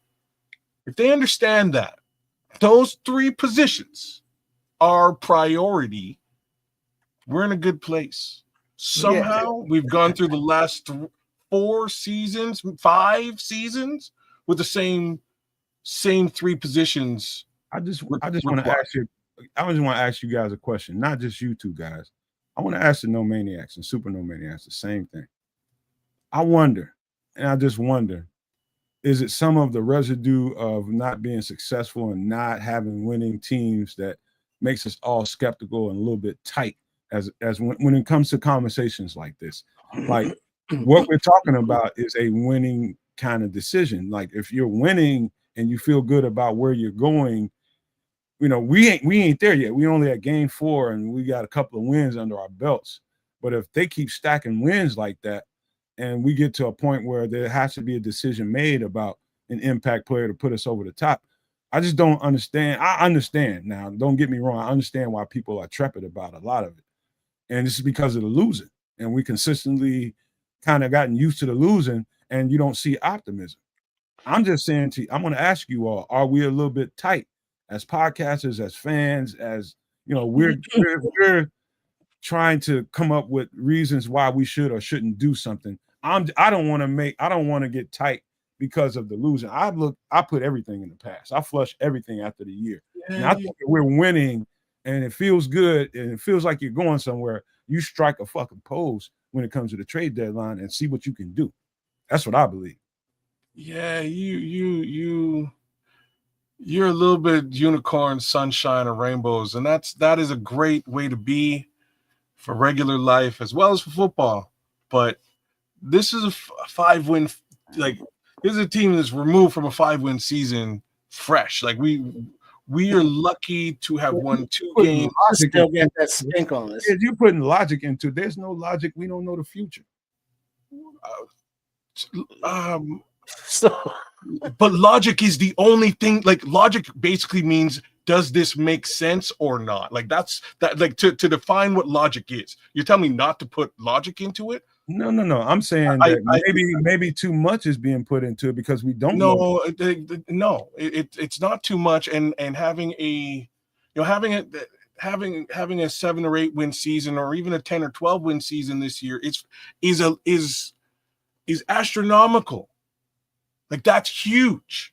And then we can be optimistic, sir. You know what I mean? That's when we can start to say, all right, this team has done X, Y, and Z. They've improved from a 5-win season. Now we can start to load up in the areas of need, right? You don't just, not that you don't.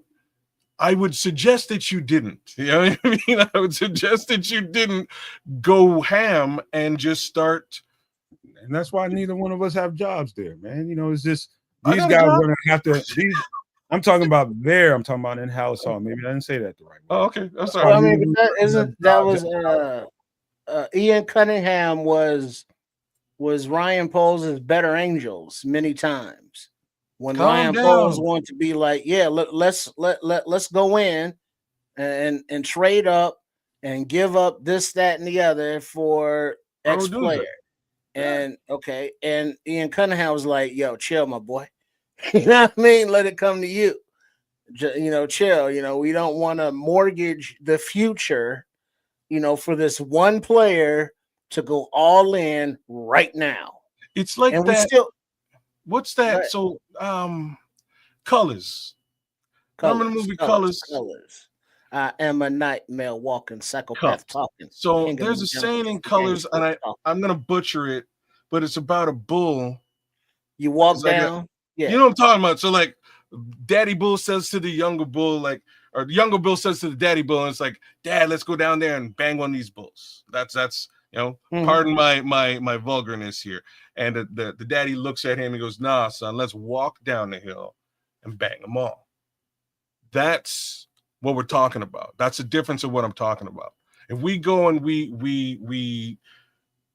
and we spend big money on a nice shiny edge rusher, and it hampers our ability to get the left tackle, get the running back, and get whatever holes filled, potentially safety and or corner in 2026, that makes it much harder for us to get to the end result being a Super Bowl.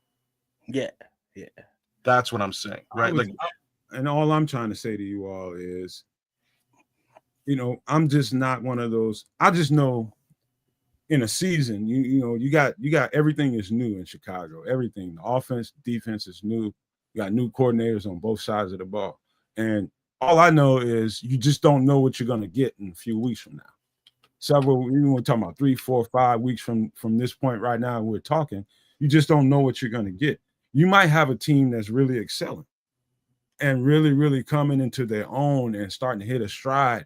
And when the coaches see that, not only do the coaches see it, the people in the front office see it. And now you're starting to think about a whole other conversation that you're not having at this point. Ain't nobody in Chicago trying to have that conversation. Hold on.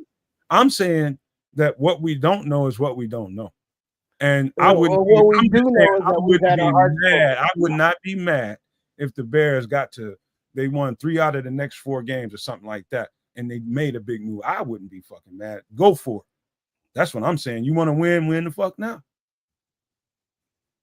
Yeah, but that's kind of short-sighted. It's like, all right, but now if you don't win the fuck now it's like next season and the season after that, it's like, oh well, we'll worry about that then, and now we're back to sucking again. So it's and you say the Chicago fan base, it's like, when's the last time this team won a Super Bowl? How many fans, podcasters, content creators have never seen their team win a Super Bowl because they're too damn young. So there is no built up faith, in Hallis Hall, whereas a lot more of the learned Bears fans, let's say, with the Ben Johnson, he's supposed to be better, so the expectations are higher, but ain't nobody getting their hopes up to be. It's like, all right, well, we'll playoff Super Bowl, because it's just been too many times we've been hurt, too many times. So and we see the holes. I'm with you, these Jay holes Grizz. aren't filled. Yeah, man, I'm more optimistic. You never know what's gonna happen in the football season. Things could change. You're right. Things What is could it, man? change. What is I'm just showing. So Bear Truth 9 is suggesting that I show you guys Brian Burns' contract to try and make a little bit of heads or tails of all this. So like if just as a for instance, he's the target, that's what we wind up getting. We're taking on a $17 million contract this year, $34+ million the following year, plus again another 36 and 36 clear up until 2028. So that's like that's a lot of cheese on a line where you're already spending about $200 million, right? Like it's you basically just add it. So that's somewhere in and around the margin of $330 million on your defensive line. Kids, Now, one question. Mhm. Would it benefit the well, I don't know, but like a Montez Sweat for Brian Burns, like somebody on the defensive line who makes a lot of money? So your question is valid. The question really is, why would the New York Giants want to do that? They're already, you know what I mean? They're already sort of overloaded at the edge rush position. That's why they would entertain the move in the first place. They would also entertain it for draft capital. So you're giving away a second rounder, which means now you don't have a second rounder, right? So that's the conversation to be had. If we're offloading a Montez Sweat, that would technically be now you got to find a third team. Maybe you move Montez Sweat to a third team. That's a whole other conversation. Yeah, but it's just what I'm trying to show, or what I was trying to show there, is just that it could be the Bears themselves right now as an organization, I believe, are somewhere in around $8 million cash positive. So we just blew that out 6 ways from Sunday for the next couple of years. I don't know, so they would then be $9 million in the red after the deal for this year. Then you add $20K to that for year 2. So you got to shed $20 million in player contract just to have Brian Burns on the team in 2026. I'll tell you what. It's problems. You know what I mean? Like there's problems there. I'll tell you what. I'm like Levante, man. There is no need for me personally to play armchair GM. They don't pay me to do that. They got people inside Hallis Hall to do that. Just talking about the possibilities, and you guys' points of view are just, this is how you think of it. This is how you would go about doing things. Mine is different. Everybody in the chats, they all over the place with it. And so that's what it is, man. I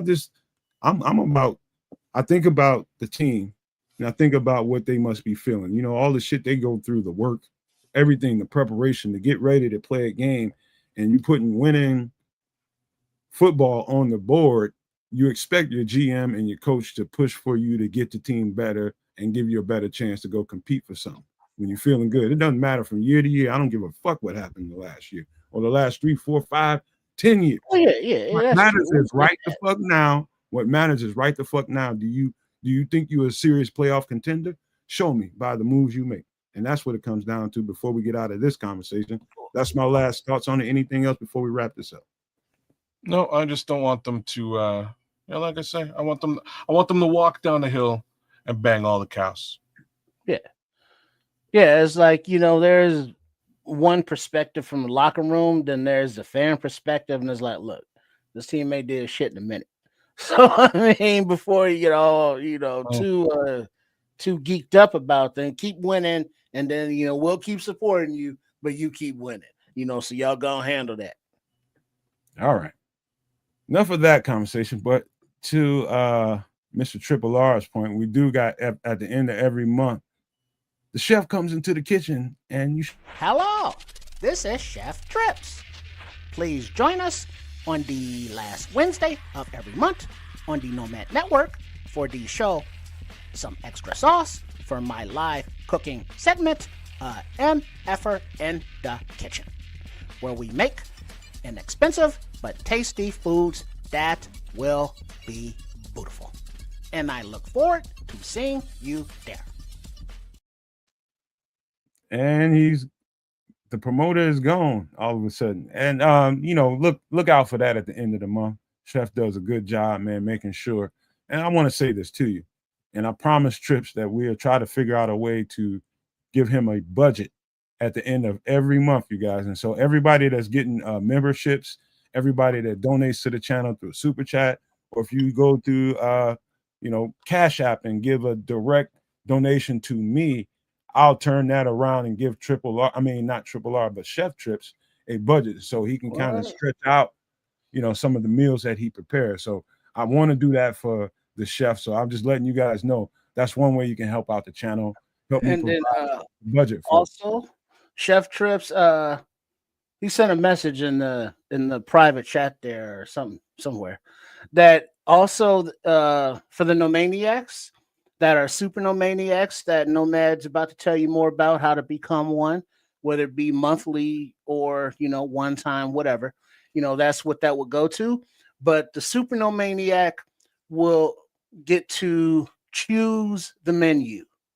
So the item for that month's MFer in the Kitchen will be chosen by a submission from one of the super Nomaniacs. So however that is chosen, look forward to being one of those in contention to be able to name the menu for the month. I don't think the chef grills outside though. Yeah, make sure they know that. Yeah, parameters. Something that we can do, live on the show from the inside. Look at Crimson. He already likes that. So you guys get a chance to throw in some dishes, man, and communicate. And let's see if you all can, but just help us out with the production of it. And so everything has expenses to it. This podcast has expenses to it. Chef cooking has expenses to it. So help us out. Just letting you guys know any of that stuff will go towards trying to get him a budget every month so he can, produce the stuff that you guys want, man. So, all right, we got to get off of that subject. I got to ask you guys a question, man. We're going to go off the radar a little bit. Have you guys ever, let me ask you this question. Would you ever consider, Kez, and just keep it, on the surface, would you ever consider moving to Alaska and living off grid? I live in Canada. There's no fucking way I'm moving to Alaska. I'm sorry. It's too cold in this goddamn country for me to go find someplace colder to go live. If I want to live off grid, I could just live like a little ways away from where I am, and it would be cold too, but definitely not in Alaska, not in the Northwest Territories, not in the Yukon. No, what I would like to do is I would like to move to Jamaica or you know what I mean? Trinidad, and I'll live off grid, I'll live in the mountains and the hills and grow myself plants. All right. Trip, what about you? It's too damn cold. Yeah, I'm too old for that bullshit. Now, I would live off grid in a converted 4x4 Ambo. I would make my living quarters and all that. That is, man. What's that? You said a 4x4 what? Ambulance. Ambulance. Oh, converted? Yeah, ambulance. Okay. Where you gut it out, basically like you're doing at your mom's house. You soundproof, weatherproof. You set it up with your clean water, your gray water tanks, your solar on the top for your electrical system.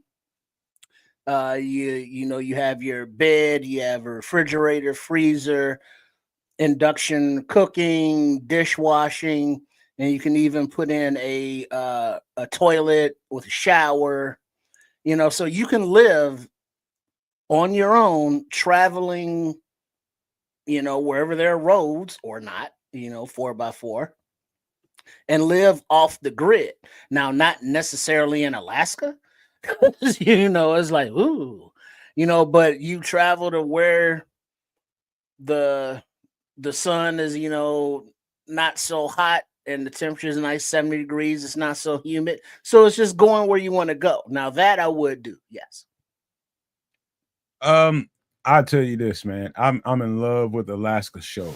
Not for the idea of wanting to go and do something like that, but for, you know, just I'm always curious about environments that I live in Illinois. It's pretty Alaska like in this motherfucker, to be honest with you.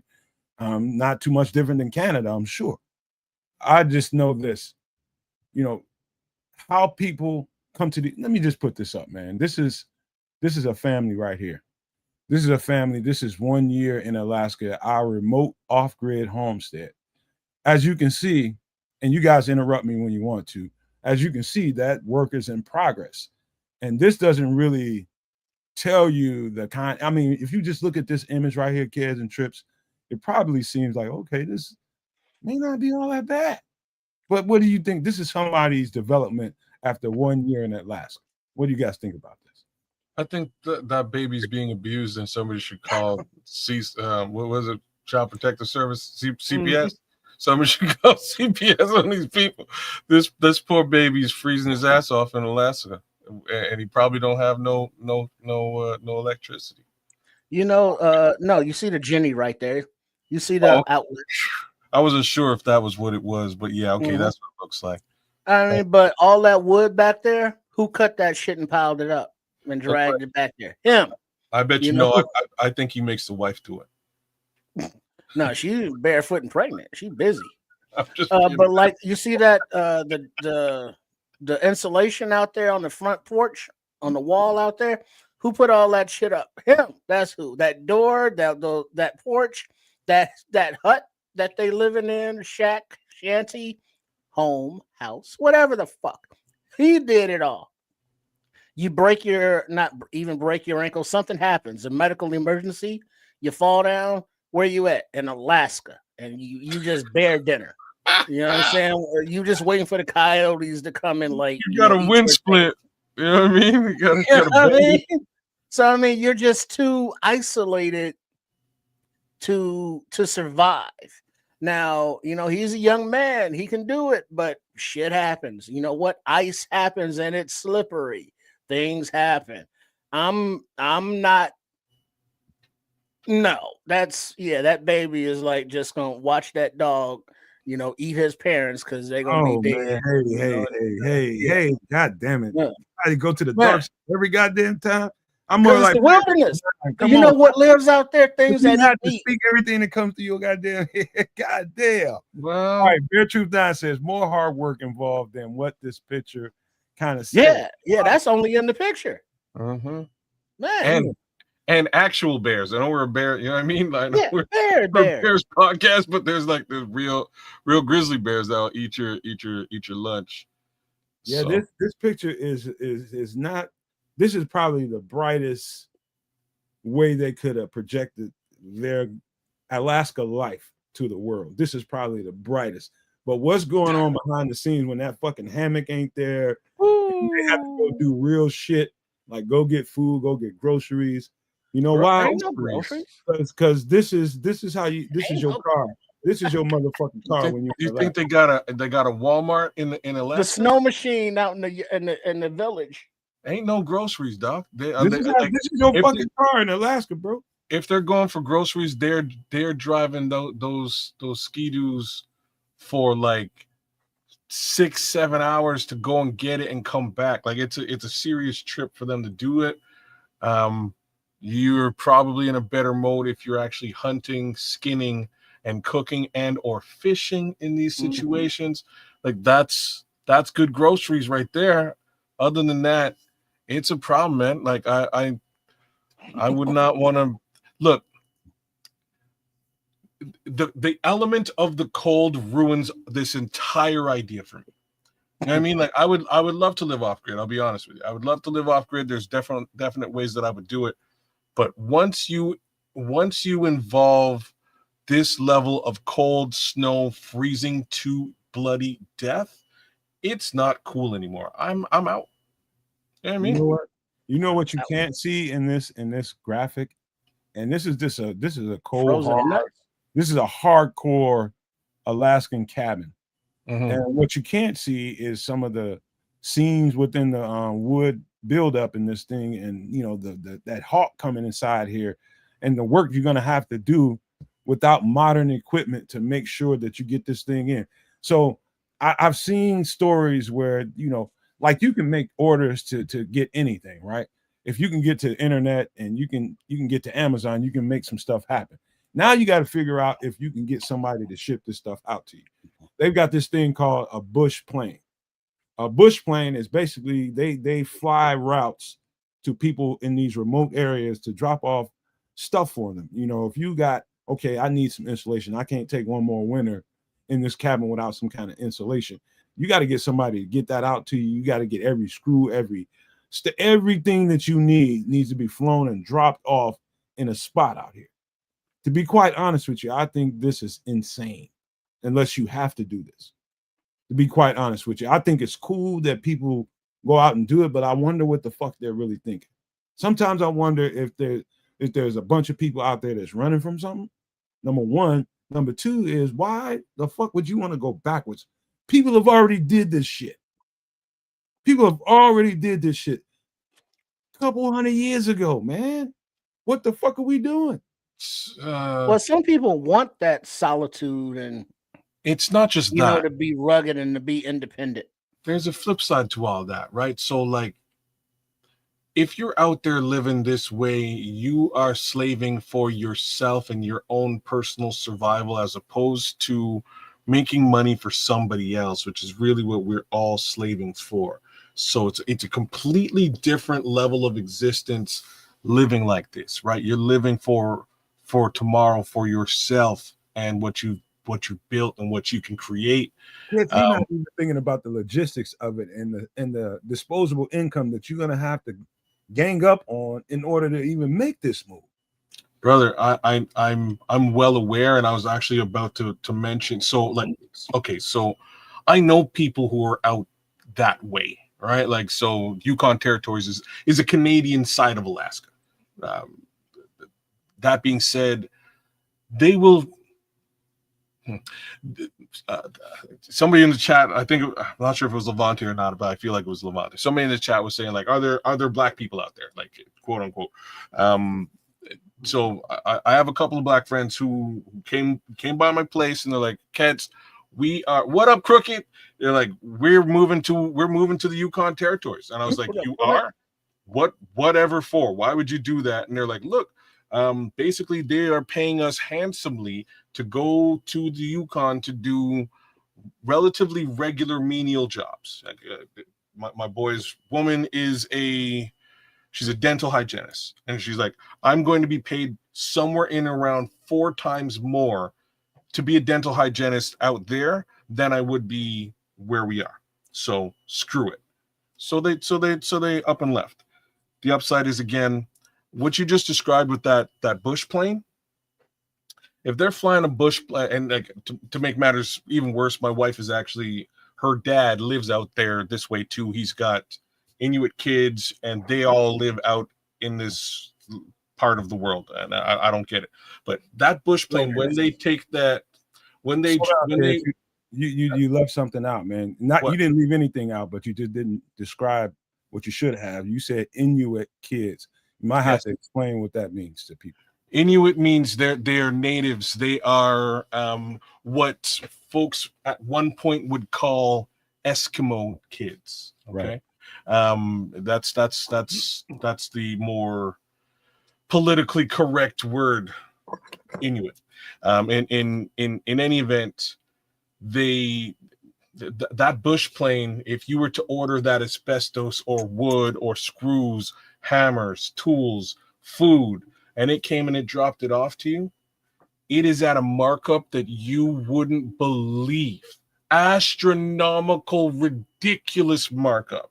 Bread in Alaska, when you go to that Walmart, if there is a Walmart in Alaska, like $10 for a loaf of bread. I'm not really exaggerating. I might be under. You're under. I might be short about. I got one couple that I know from Atlanta in Ackworth, Georgia. The husband is a Ackworth. I think he's a city cop or state. I can't remember. Anyway, his wife, I can't remember what her job was, but together they made a decent income, and they were fascinated like me and my girlfriend were with this lifestyle, and just like, why are people doing this? And so they got curious enough to go out there, kids, for a winter. They saved up the money, and they both got leaves from their job, and they went out there. And through that winter, I think the winters last quite a long time out there. They last somewhere around 9 months. So winter here lasts 9 months. Winter there lasts, I believe, 10 months. You get 2 months of full sun. And when I say full sun, it's sun 24 hours a day. All right. I saw that Al Pacino. And when it's dark, it's fucking dark. It's jet black out there. There's no lights. Jet black. You know what I mean? Like you got stars and blackness. The Aurora Borealis. And yeah, you will get that actually as well. But outside of Aurora Borealis, it is basically just jet black, dead of night. And you see those trees back over yonder in the picture? Yeah. That's where the firewood is. Yeah. And you know, the firewood just don't jump down into your little ski-doo. You don't even want to burn that shit. I know this from experience. That's pine. Well, shit, you cold, you gonna burn whatever wood you got. That pine's got sap in it, and it will fuck up the whole you want to find you some birch. Because I on YouTube here, there's the Outdoor Boys channel. And so, yeah, you know, birch wood, your fat woods, but wherever, not the pine, but the wood that you need to burn is deeper over yonder. Put it like that. You use that shit back there for building shit. You don't want to burn that. You might not have a choice, brother. Look at what you're looking at. They are surrounded by pine. There's pine for like miles. There's pine for miles, bro. Like you know what I'm saying? That's what you're getting out there. So you just kind of have to dry it. You know what I mean? We're talking about that's a whole other thing too. They have to build apparatuses out there. And that's a whole other structure you build just to make sure you got dry wood. So kids are right about that. You got to build a whole other apparatus to make sure you got dry wood to burn. That's it. So you gotta build a whole apparatus to saw wood to make wood planks. You know what I mean? So you need a lathe, you need all of that shit. You know, you gotta have the oil and the tools necessary to make sure it's operational through the winter. The snow machines, you got to be a electrician, you got to be a mechanic, you got to know how to a small engine repair. I don't know where you're going to get. Break down, what the fuck you gonna do? It's out there. Like if the motherfucker break down in the middle of the fucking wood somewhere, you went out there trapping, you went out there fishing, you went out to do something at some lake somewhere out there, and it's miles away from your fucking cabin. If that motherfucker break down, you're through. You're dead. I hope you can make it back to your cabin. That's where you take precautions, like at a halfway point, you have emergency rations or like an emergency kind of shelter kind of thing. So if you break down farther out, you can at least make it back to your emergency point and survive until you are able to get back to the cabin. And so you make those precautions. But the thing is, you have to traverse that. They call those trapper cabins, what you're talking about in between your space and wherever you are.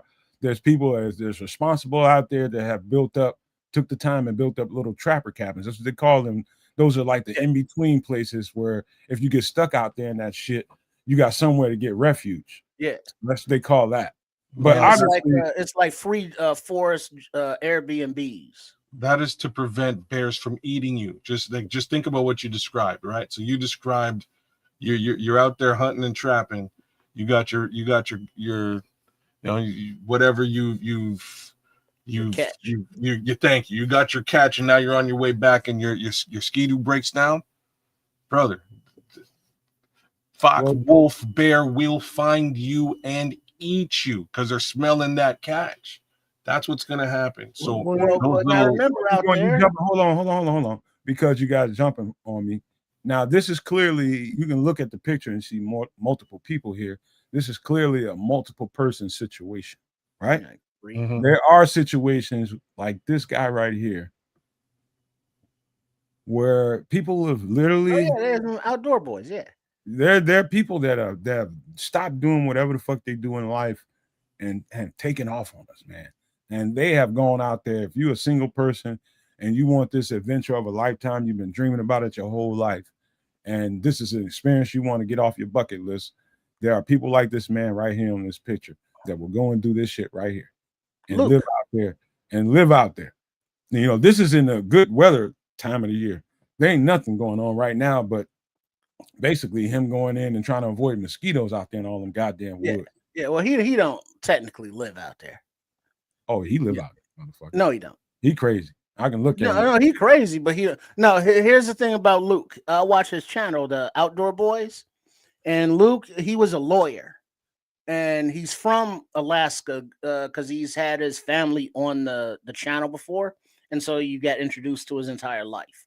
And so they grew up out there in Alaska, and he's a religious kind of guy. I think a Latter-day Saint or something, one of those guys. So he's always going to church wherever he goes, and they wear the white turf shirt and the tie, but whatever. And so he's also a Boy Scout youth group wildlife guy teacher. So you've been sneaking around watching Alaska shit. You know this motherfucker's name? Well, I also know his 3 boys because he's had the channel so long that when he first got the channel, his 2 boys were in diapers. And then now the 3rd kid is like 6 or something.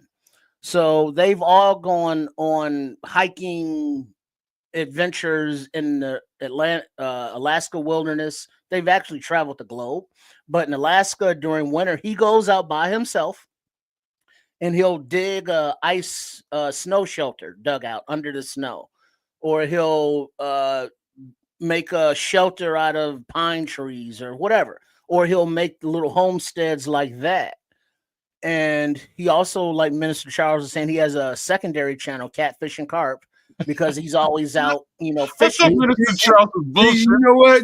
All you motherfuckers, some closet Alaska, y'all been dreaming too.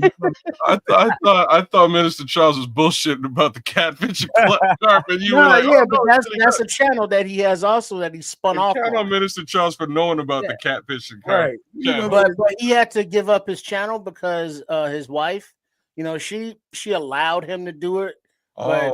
But they got over 1 million subs, so they can't do anything and not be just people, because people want to be, hey, you're famous, take a selfies and all that shit, and she ain't feeling that, so she made him quit. So, but yeah, that's Luke. I had no idea who this motherfucker was, and I watched. Yeah, Tommy, Nathan, and I'm ready. I'm always ready. That's what he said when they was down in the bayou.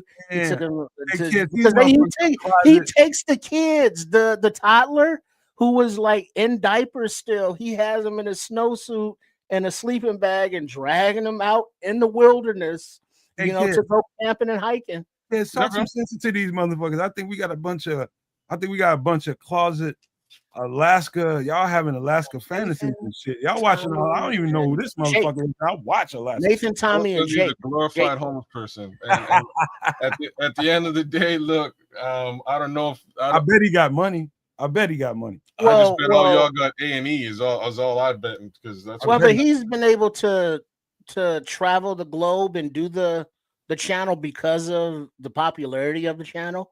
Over 1 million subs. He's getting a nice amount because his videos be getting 35-40 million views. So what you're telling me is I should just step out in the backwoods Canada, build a hut. You should fucking do something and film it, and dog, you're gonna make a bunch of money. Make But a Trip, bunch of Go out, money. go out there and out there. you hold on, Trips and kids. You motherfuckers are excellent at picking holes in anything that I put up on the screen. I can't believe you motherfuckers haven't seen this shit and just hasn't picked. Like, who in the fuck could live in this in the winter? How y'all come on, man. Well, I mean, About the that's all. mice and That's shit. what is that? Naked and Afraid or Alone? You know, one of those quote unquote reality TV show. If I go upstairs right now, my wife is watching any one of these shows as we speak. I have no interest in any of this because, like I told you, my family is from a tropical country, damn it. They moved into this freezing cold area. I'm still upset with them for doing it. And I will find my way back to a tropical country at some point. That's where I am with this. I'm not, I can't co-sign on any of it. But again, I have just slight experience here. I have a couple of my friends who are living off grid right now in much more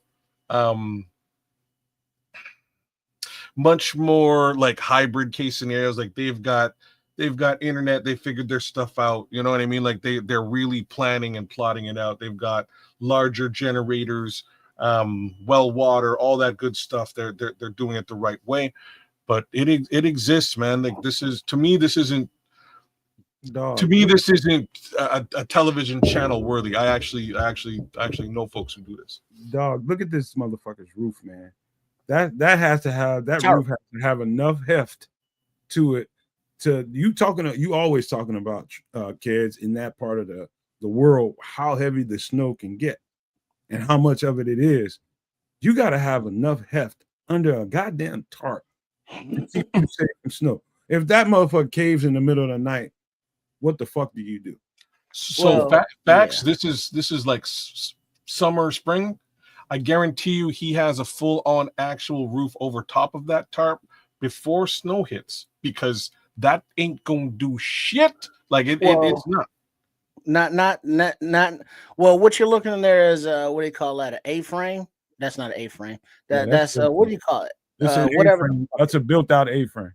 Built out, okay, because along you got the center beam going down the center, but then you have slats going in between, and then you have the tarp over that, so you can not poke because you don't want to put a hole in it, but push up with your hands and it'll slide the snow down off the sides. Oh, that's true. So the weight doesn't get in. So from the interior, because you want to keep it down as low as possible. He's a tall guy, but he's still inside of that, huddling over, squatting down a bit because heat rises and you're trying to stay warm. So you can do that, but then also the design of some of the snow caves or snow barriers or structures in the snow built with blocks of snow that he cuts out with a little saw, and then he builds them up kind of like an igloo, but then also using some of the wood from whatever in the area if available. If not, just straight he slices it out, big ass chunks of snow, frozen in ice, and he stacks it up. When you still ain't seen it, you still missing the keyest part of the whole thing. Huh. Do you see a stovepipe coming out that motherfucker? Well, no, but there's one on the back. It's right above ID. You see where it says grid? No, there's no. That's the top of the pipe. You're right. My bad. Yeah. Okay, I do see the stovepipe now. You're right. Yeah. He got that going on. So he's got fire going on in there. Yeah, But that's the first thing you design into your that shelter. y'all haven't noticed, man. There's two other things that you haven't noticed. And I know you shit in the woods like a bear. Yeah, there's two things, man. Number one, got the firewood where the right fuck there. are you going to the bathroom, man? Pick a tree. Number one. Well, you're gonna be real mad when you find out he ain't using baby wipes. Yeah, you can live out there just fine, won't you? But here, He's just picking up leaves. here's the other thing ain't nobody thinking about. Food. How do you keep food, kids? You live in a country where there are bears, there are wolves, there are coyotes, there's all kind of wildlife, marmots, you got fucking all kinds of things. All kinds of things, little things that can crawl and get into the shit. Kinds. Here's how you do that. Hold on. Let me describe what I'm showing. Yeah, you. no food. How do you protect This is it? a food cache.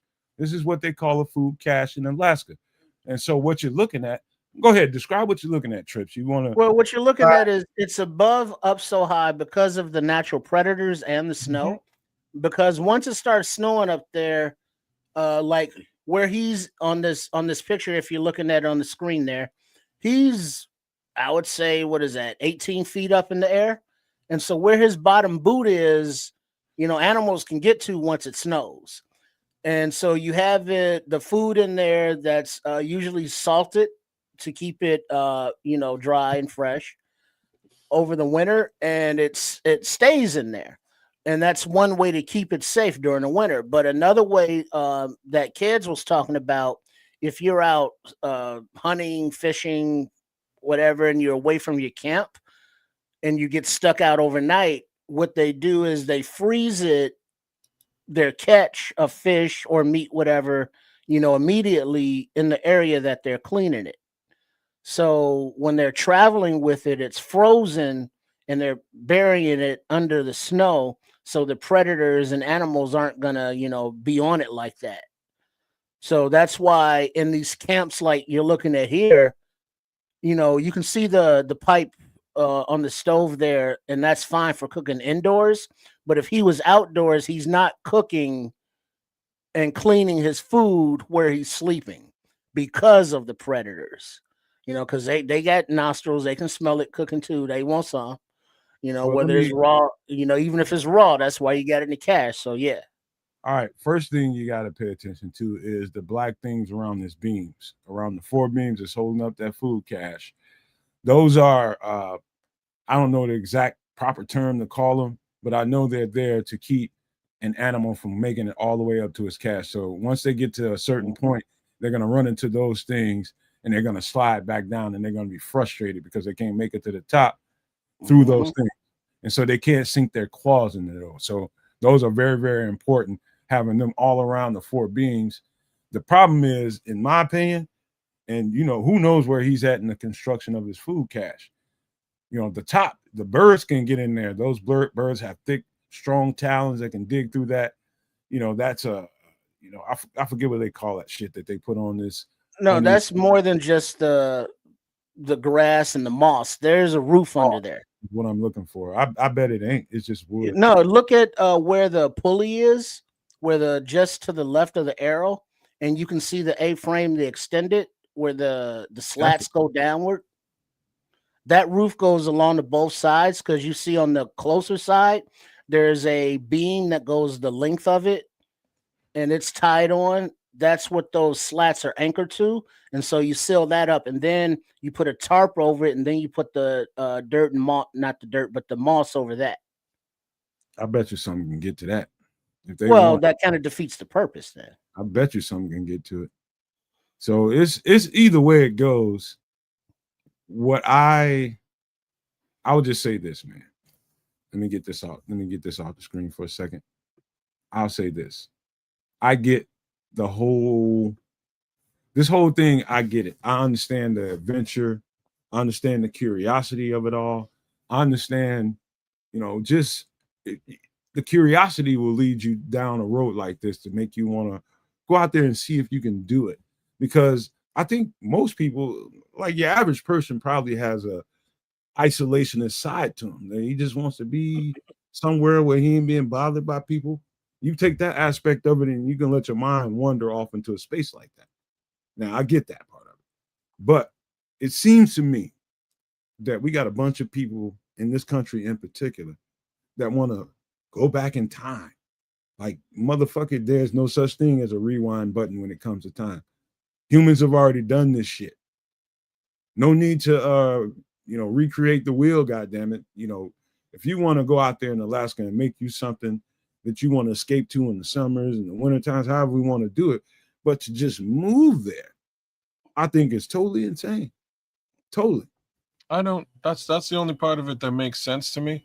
I wouldn't you know what I mean? It's the only part of it that you're really escaping the general status quo. You're escaping the rat race, as it were, right? If that's what you're doing, you know what I mean? If that's what you're doing, I can totally respect it.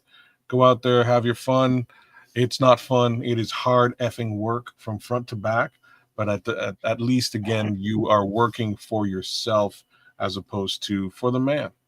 Yeah, I get it. and all looking at that with all hell goes, breaks loose, everything goes to shit. You don't want to be in an urban environment surrounded by millions of other people. You know Well, what I mean? you're gonna have to fall back on exactly what they're putting in place, right? Like we've talked about like zombie apocalypse situations a couple of times. That's they're prepared. All they're missing is like zombie defenses. They're ready. They're Don't get ready. me started, kid. Don't get me started. Do Uh-oh. not get me started. Here we go. All right, man. So that being said, I do think this is it's very interesting at the least. I got my opinions about it. We all have our opinions about it. But let me ask you guys. If we're men, there's a certain type of outdoors activity that we all kind of cling to. Everybody in this chat, everybody watching the show, listening to the show will be able to relate to this. Are you, when you go outside and you open up a grill, what kind of guy are you, kids? Trips, we'll start with you, kids. Are you a smoker guy or are you a griller guy? Which one? There's a big difference. And I'm in a case griller. you don't know, let me go here. In case you don't know what I mean, I don't know everybody knows this, but this is your average barbecue smoker in anybody's backyard in America or anywhere else. This is a barbecue pit smoker. Where you see that arrow pointing down, that is where you put the wood in. You'd be surprised, kids and trips, how many people don't know about this, man, because a lot of people don't do it like this, man. I wasn't always this person. I didn't know about this world really until maybe about 8-10 years ago. But this is what we call a barbecue smoker. What are you, man? What are you, a smoker guy or something else? Straight up griller, man. All right. Not a smoker. What I can say is that I understand the smoker mentality. The food comes out with a very distinct flavor. And when I say a distinct flavor, you can have multiple different smoke, multiple different flavors of smoke. So I do have one friend who's got a crazy smoker, and the food that comes out of there, to be honest with you, it takes forever to cook, but it comes out delicious. So I have to give the smoker community mad respect, but personally, not my jam. So Trips, before you go ahead, but make sure you describe what you're seeing, or I'll do it.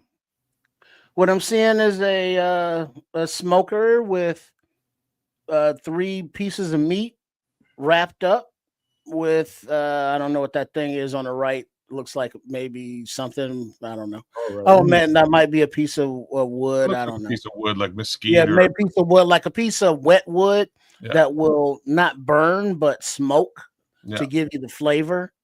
Whereas the wood in the right in the heat chamber over there is actually providing the heat, which you want to smoke at about 2 1/4. You want to go slow and low. That is the tempo. And then you got the moisture in the chamber there on the right, to keep it from drying out, because there are different methods, ways of smoking. You got mesquite wood, you got the apple woods, there's multiple different flavors of woods that can flavor the meat depending on what you're cooking differently. You got different ways of doing different, foods, different meats. So not only do you do this slow and low with whatever meat you're doing, you can make jerky in there. You can smoke fish. Out in the wilderness areas, you can build one of these out of raw materials with wood, with a mortar made from, sand or mud and waters. You put all that in there and you make a stove, and you can make a smoker so you can smoke that meat out there in Alaska. But my personal thing, and at the bottom there is your grease drain drip bucket thing. And then your temperature gauge is there on the left. And what this looks like smoker is designed to do is have like the smoke come through the bottom and then travel up to the top and then come back across the meat to go out the chimney. It's a circulatory design thing that they do in these smokers, but they got different. Because I had one here that was a vertical smoker, so the heat element went in at the bottom. It can be propane, it could be wood, so whatever fuel source you get, but the flavor comes from that the wood that you're using. Whereas in the grill is, yes, I'm a grill person too, because that's more direct heat because you're normally using charcoal. But surprise, surprise, you can also smoke in a grill. The way you set up your charcoal, whether it be a indirect kind of thing or a snake design where you line the outer part of the grill with charcoal and then you light one in and then it slowly goes around, but you want to make sure to keep the top closed because you want to keep all that heat in there. So there are different methods of doing smoking on a grill, but then the grill just has that char flavor, like kids was saying, you got the smoke flavor and with the smoke rings and the different layers of the juice dripping down, and it's delicious. But then on the grill you got more of a char. Some people call it burnt, but it's not. There's a difference. Char is char, burnt is burnt. It's a fine line, but there is a line.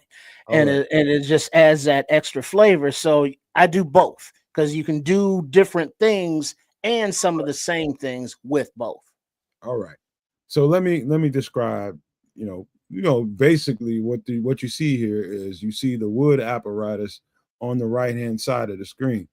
You slap the wood in there, depending on who you are and how you go about doing your business with the smoking. Whatever flavor wood, like Trick was talking about, that's your choice. What are you grilling? I think all meats, depending on what you're cooking, in my opinion, deserves a certain kind of flavored wood. Like a lot of people do beef, especially Texas people out there in that part of the country, they do mesquite wood because that's a heavy available wood out there in that part of the country. Mesquite wood is very, very available in drier parts of the country. Texas is one of those places. And so mesquite wood, they use a lot on beef, whether it be beef short ribs, beef ribs, or just beef steak, anything you're doing beef roast, anything beef, mesquite wood.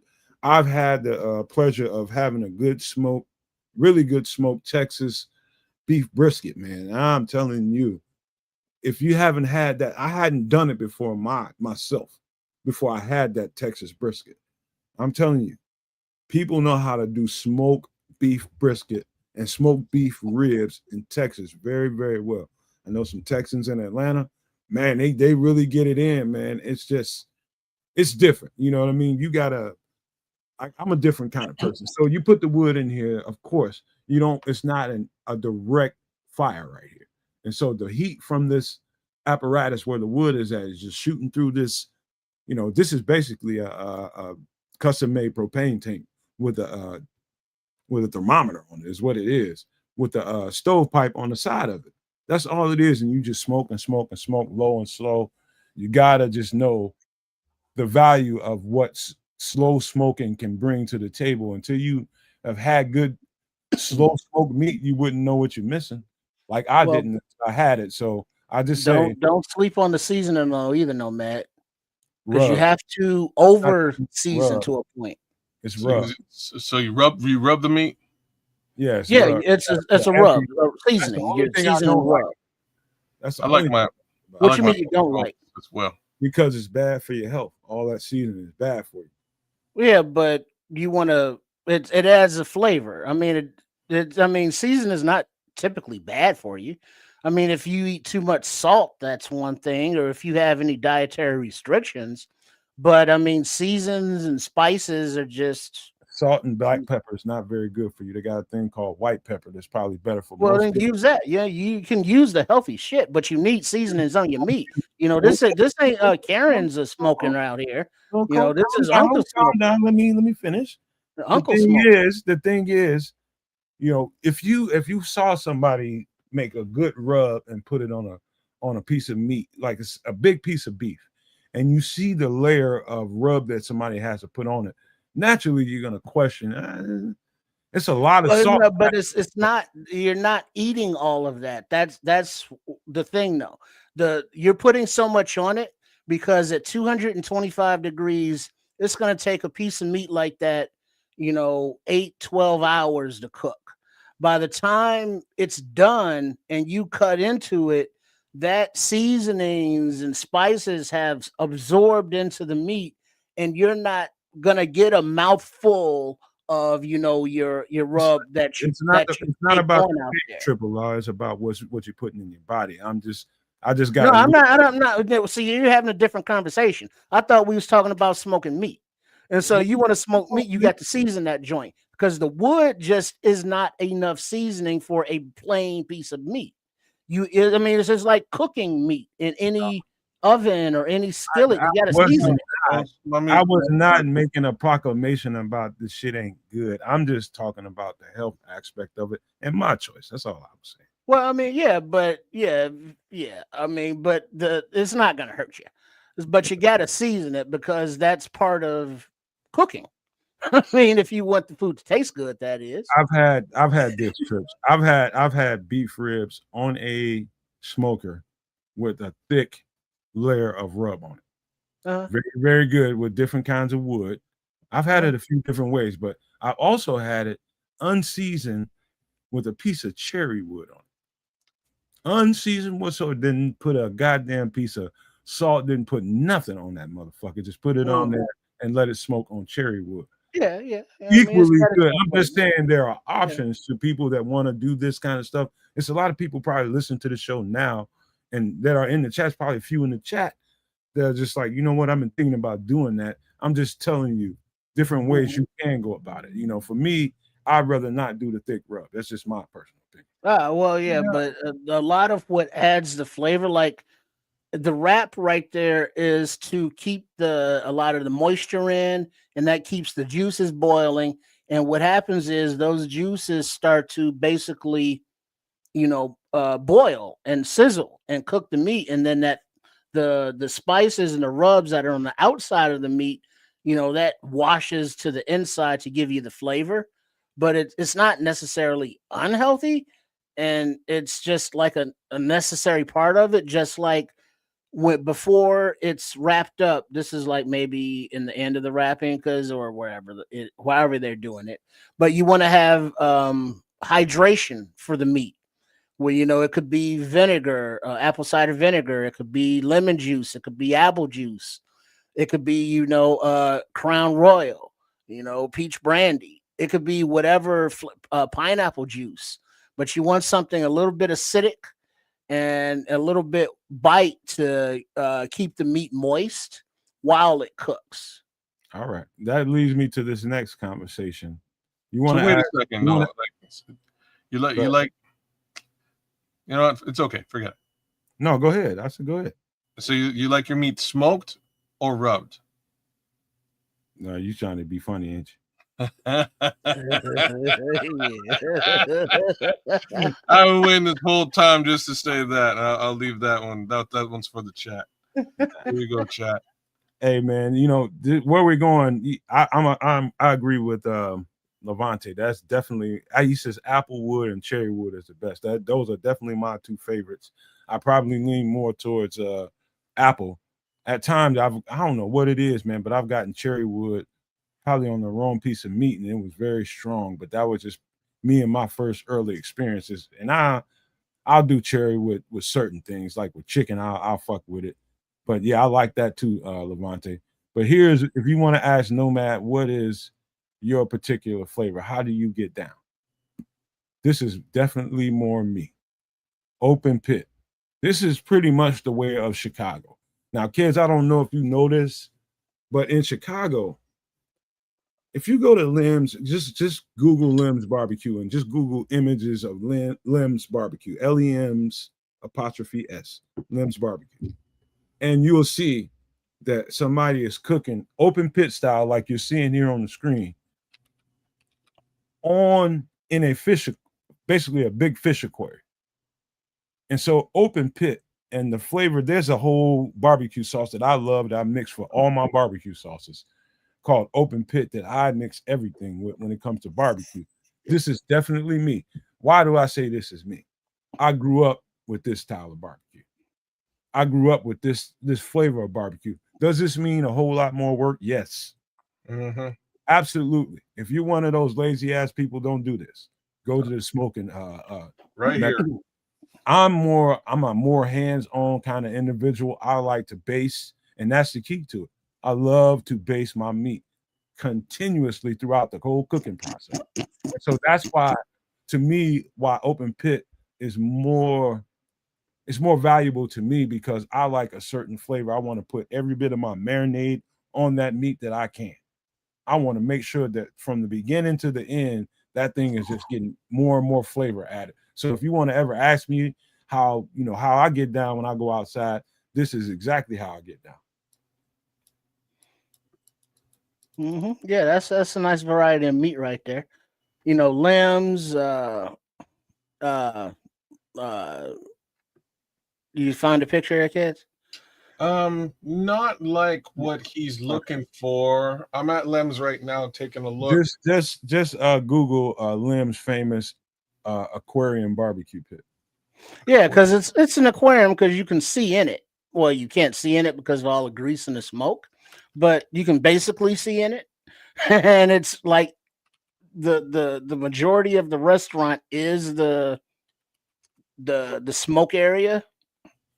But like you see this grill here, that'd be a beautiful setup, out in the wilderness, out, someplace, smaller scale.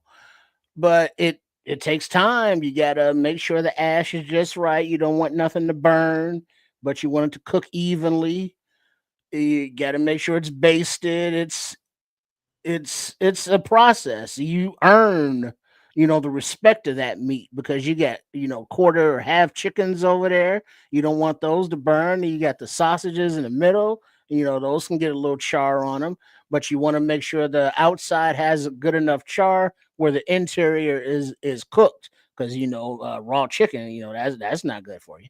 And then the ribs, you got your beef, you got your porks, and it's just a beautiful thing. You got that big ass pot of sauce over there with the mopping and the basting, because you got to have a big thick mop to get that sauce to go smack and splatter onto that meat, and then you get on there, yeah, and then like it's that's just a carnivore's wet dream right there. Shut up, Scrolls, with your nasty ass, man. You always thinking about some goddamn mannish shit, man. Stop it, Red Baron. Base the meat continuously, he said. So I had something. Gonna go blind. I had something very similar to this made in my backyard in Atlanta. It was a lot smaller than this, but it was very, very effective like this. Where you can put a nice large chunk of meat on there and a variety of it, and you can do your thing like this. This to me, when it comes to flavor, if you one of those, I think it comes down to flavor. I think if you value the wood taste, you're definitely gonna be a smoker kind of guy. If that's more like your variety of flavor, that's what you're gonna do. But me, I'm a marinade guy. So smoking really doesn't help me bring all the value that the marinade can bring to that meat. That doesn't really help the situation. The wood is going to take over that situation. So in this situation, you're going to get a nice mixture of the wood that you see underneath there and the base that you marinate that stuff in. And then when it finishes, you can do that barbecue sauce over the top of it, wide ass open. And it'll caramelize on that. I think this is, to me, this is the more, in my opinion, you guys can argue it, this is the more valuable method of producing the best barbecue, in my opinion. Yeah. I don't know. Well, that's this looks like so much bloody work. You know what I mean? That's probably the best way that I could put it. I rock a marinade too, but I don't do so. What? Okay. So you like the first thing for me to really say is you like Americans are very serious about their barbecue. You guys are very serious. Absolutely. I'm saying Canadians are much less serious about this. I'm just saying. My next door neighbor's from Philly, and it was funny because when he moved in, I had an extra grill, and I have a gas grill. I have a huge gas grill. It's a range, beautiful. Use it all the time. I had a smaller one that whoever was in this place before I moved in, they left it.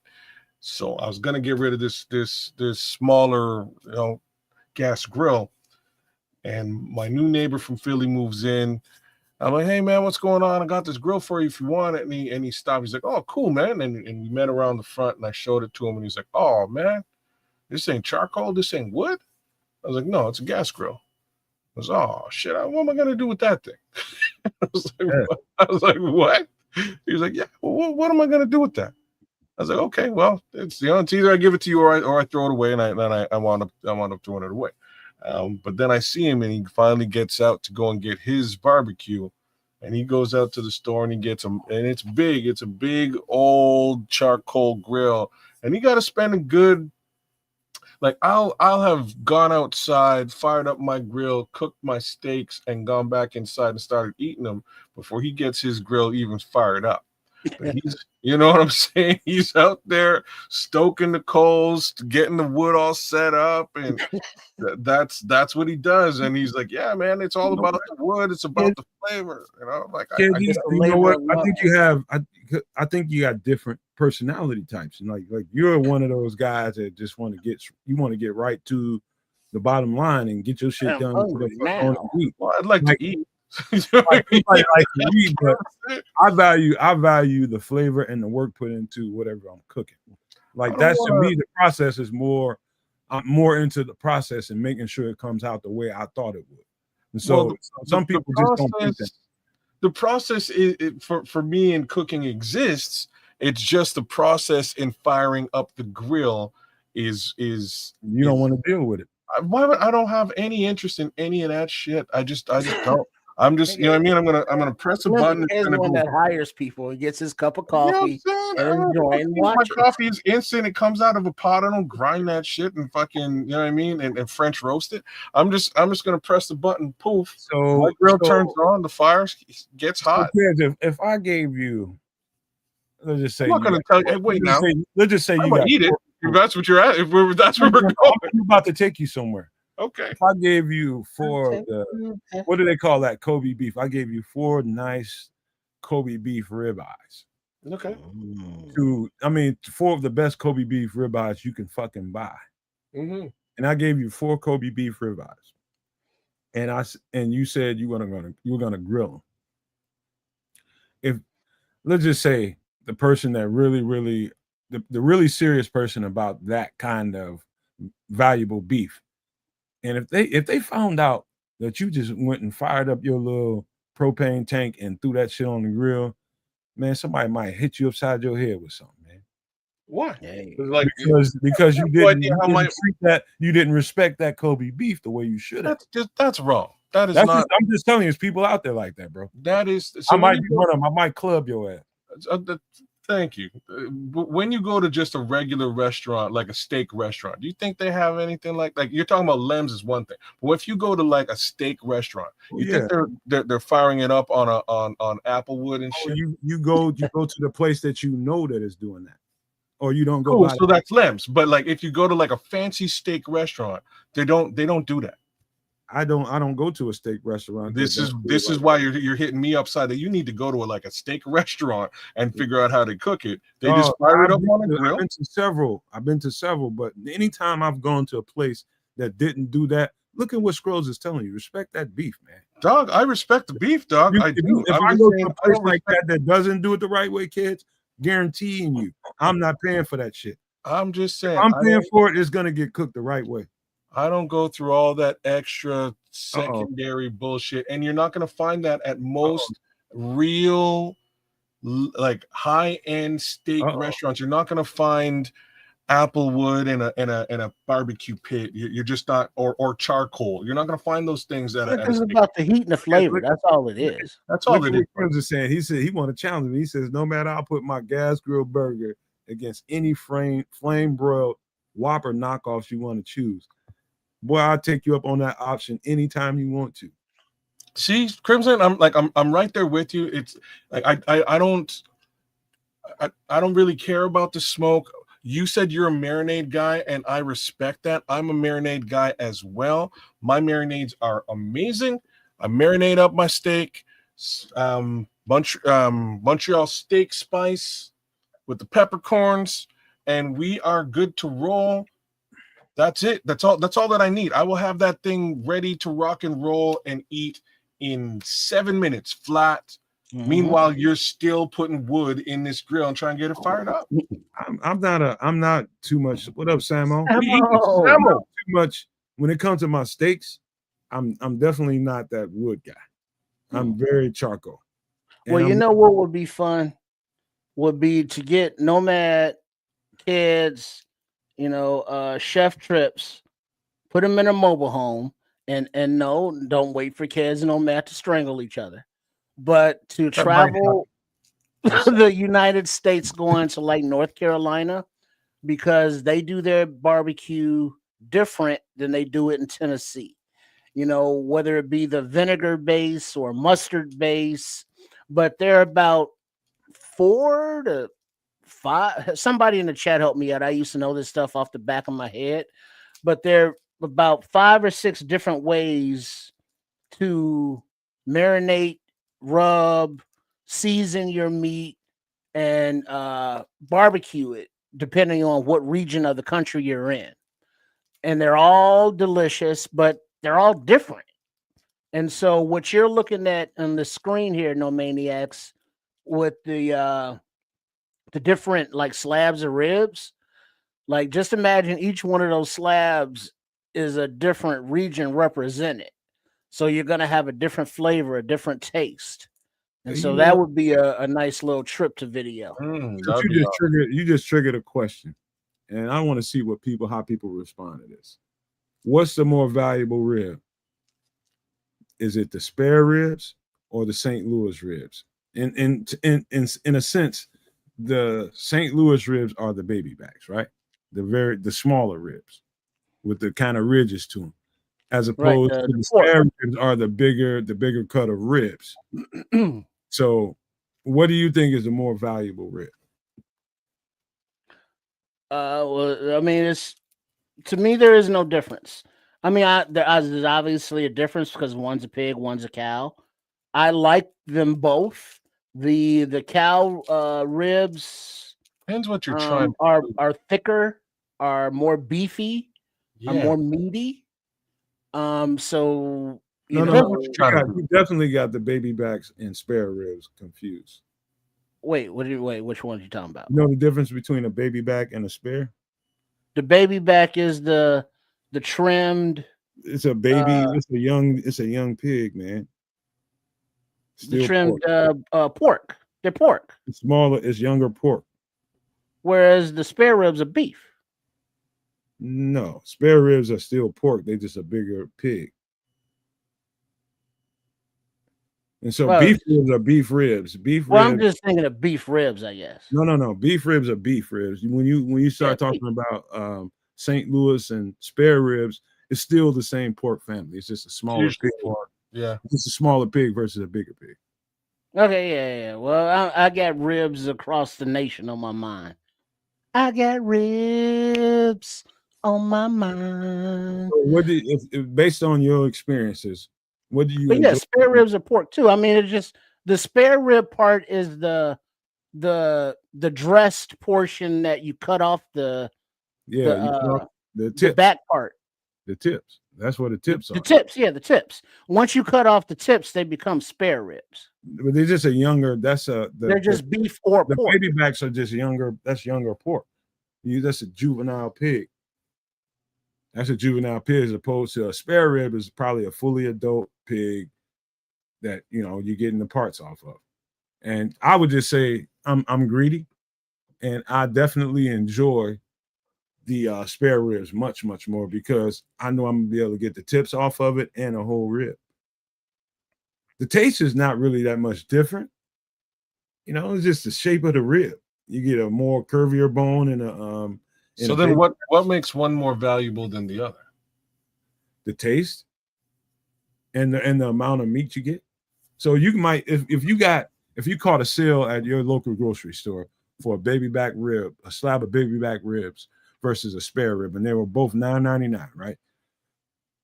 If you're going for value, which one of those guys would you get?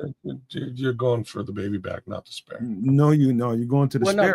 Samo, put up Samo's comment. He says, put that up on the screen. It's with the rib, with the tips is the spare. Without the rib tips, it's the baby back. And that can be beef or pork. That's exactly why I asked him that. When you go to the store and you see them both on sale for $9.99, which one would you get for the value? And it's easily the spare ribs. It's just more flesh to it. Well, no, because you got the tips as well. But the baby back gets more tender. Yeah, because they're thinner. It's not as much to cook. But now, would you go beef or pork? Does that matter? Well, that's a whole different conversation. A beef rib is a whole different animal, bro. It is. Well, yeah. If you're going to get for the value, if you got to feed a whole bunch of greedy ass people like myself and my family, you're going to get them goddamn spare ribs, brother. Period. And don't even think twice about it. Them baby backs, them little weak ass ribs ain't going to feed your family. Yeah, that's not enough. I can eat a rack of them motherfuckers by myself if I wanted to be greedy. You know, because hell, that rack of tips is a meal in itself. Shit. Yeah, you got because when you cut the tips down off the spare, and then like if you're doing them on the grill, smoker, and or oven, you know, you wrap those. Leave the tip. Don't separate the tips. Let's leave the tips as one big piece of meat, and then you cook that with the ribs. You know, just like it, right next side of them. And that's its own good eating right there. Get you for. Put it like this: if you enjoy a little gristle, yeah, you know what I mean.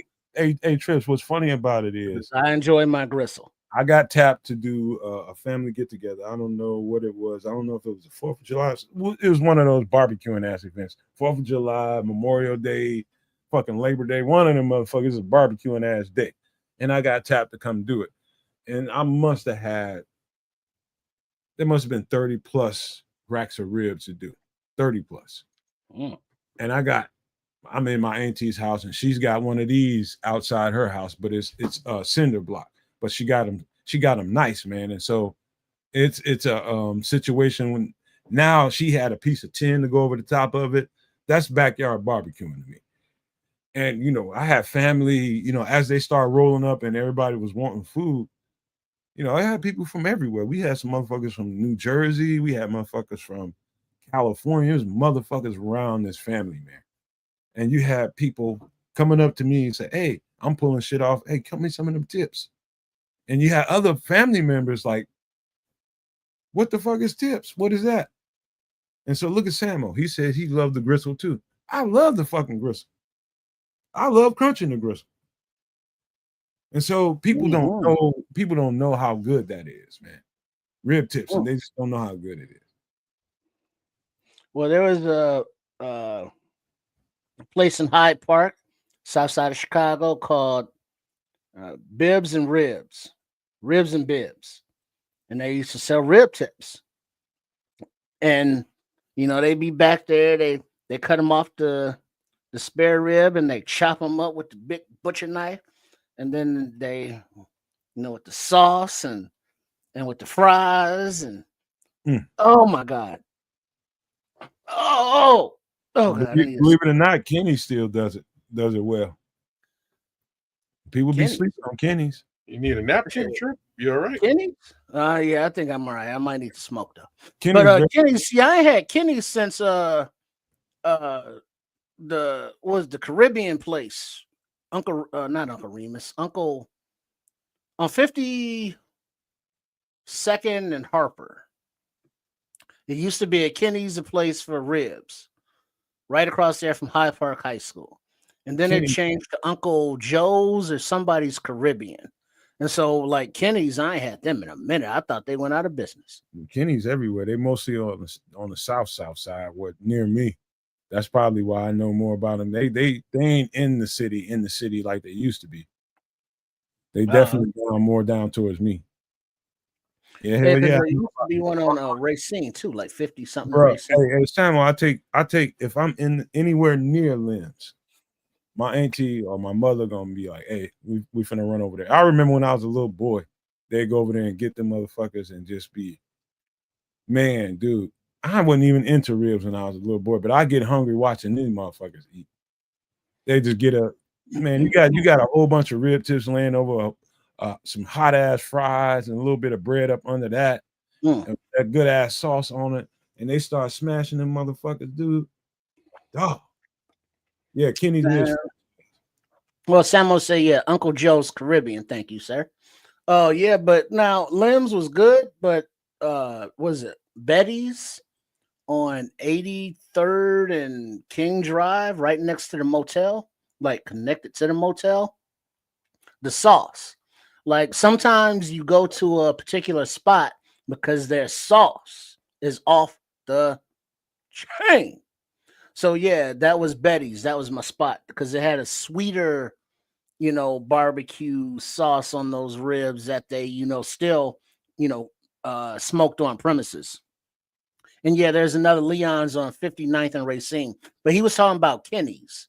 It was a Kenny's right across the street from a park on, I want to say 59th and Racine, but that was Leon's. But there was a Kenny's someplace on Garfield, or it was someplace facing the park, facing east. But yeah. So anytime though, just to give Kenny's a little bit of respect, because I stopped at one probably about 3 years ago, because this was right after COVID kind of lifted. One of my co-workers I used to work with, he was like, man, take me up to that Kenny's. It's a Kenny's in University Park. And one good thing you can say about a franchise organization, at some point or another, they must have been fucking good. Anytime you get franchised, that motherfucker must have been good. And I will just tell you that Kenny down in University Park, I went there at a good time. I can't say how their overall food is around the clock, but when I went there, both times I went there, that shit was off the chain. Good. It was the Kenny's I thought it was. It's Kenny's I thought it was. There goes Samuel for you there, Trips. Yeah, 55th and Loomis, across from Sherman Park. You know what I mean? Southside. All right. Let's do this, man. And we're gonna do this real quick, Kaz, because I know you sleepy, because your ass, that's the reason why your ass off the screen, or you hungry, one of the two. Let me get this off the screen. Give me a second. Possibly both. All right, we're gonna get it over real quick, man. So don't worry about it. I'm just gonna ask some questions, man. I'm just gonna ask some questions, but first I gotta get this off the screen. All right. Let me just do this, man. I forgot to do this. We got to do this. I love my damn video, dog. I'm sorry. Here we go. I got to do it, bro. Leave me alone, man. Leave me alone. Where is it at?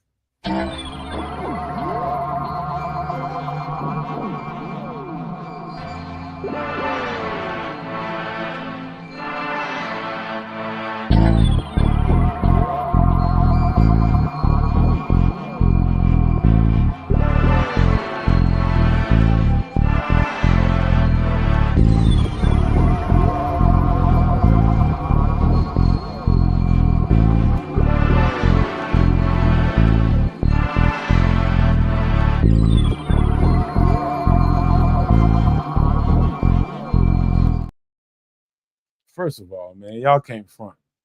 That shit is dope. You gotta admit it, man. The music, the sounds, everything about it is intriguing to me. Gotta admit that, man. I know y'all can't stand this conversation, but you at least can admit that. So, Well, it's nice. It's nice. All right, so let's just keep it where it's at. Let's just keep this completely hypothetical, man. We'll do that and we'll end this shit. In the event, so let's just to bring everybody up to the speed about 31 Atlas, 3I Atlas, as it's just called. This is the third interstellar object, in space that astronomers have noticed. That's why I call it 3I, 3 interstellar. And so that it's making some subtle, it's getting different as it gets closer to, our hemisphere or our solar system or whatever you want to call it. Listen, this is it's changing speeds per all the reporters. It's changing speeds and it's not showing signs of a typical comet. And that's about all most people, the conspiracy theorists, the people that watch this stuff and do this stuff for a living, those are the two things that everybody's holding on to. Why is it changing speeds? A lot of people are saying because it hit, something in space and slowed it down, all that kind of stuff. But going 137 miles per hour plus, what's out there that can slow that thing down? You know what I'm saying? Something that's twice the size of Manhattan, 3 times the size of Manhattan. Number one, that there's that. And the fact that it has a front glow. So everybody is attributing lights to this thing because it's lit up in the front of it, as opposed to having a typical comet dust trail to it.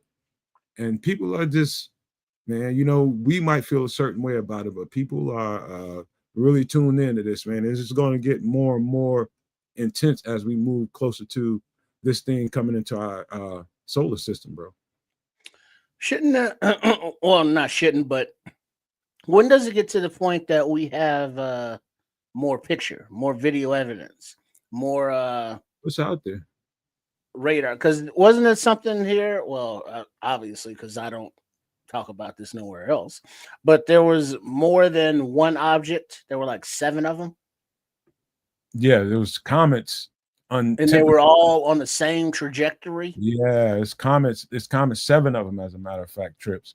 It's all right, 7. now, because my question is this: if there was a collision of some space bodies and projectiles are sent, radiating from that collision point of contact, what are the odds that 7 of them would have the exact same trajectory coming this way?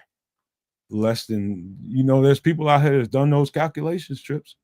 And from what I can take from it is it's even rare, ain't even a way to properly describe it. It's like it doesn't happen. Okay. Now I was kind of thinking along those same lines. I didn't do the math myself for the calculations. You know what I'm saying? I was just sitting on the porcelain throne. But if there's 7 of these things that are big enough to be twice the size of Manhattan, 3 times. Even better.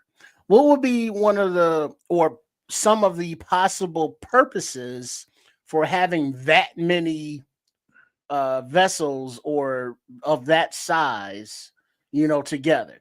Go ahead and answer that. What do you think? That many coming together to destination Earth? Well, you're asking me questions. I got a question I need to ask you and kids. And this is pure hypothetical.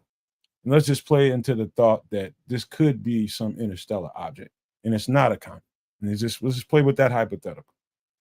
My question to you all is, what kind of questions, if they made contact, let's just say something from some other dimension came in here, or some other place came in here and they made contact with the world. People in the United States, people in Canada, people in Australia, people from everywhere. Like one of my questions would be, what's your goal for contact? Would that be one of your first things to ask, something that made contact with the Earth that ain't from this solar system?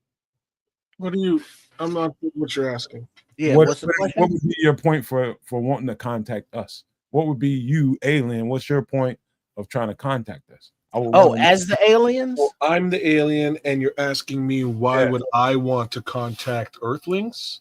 Yes. I wouldn't. Why not?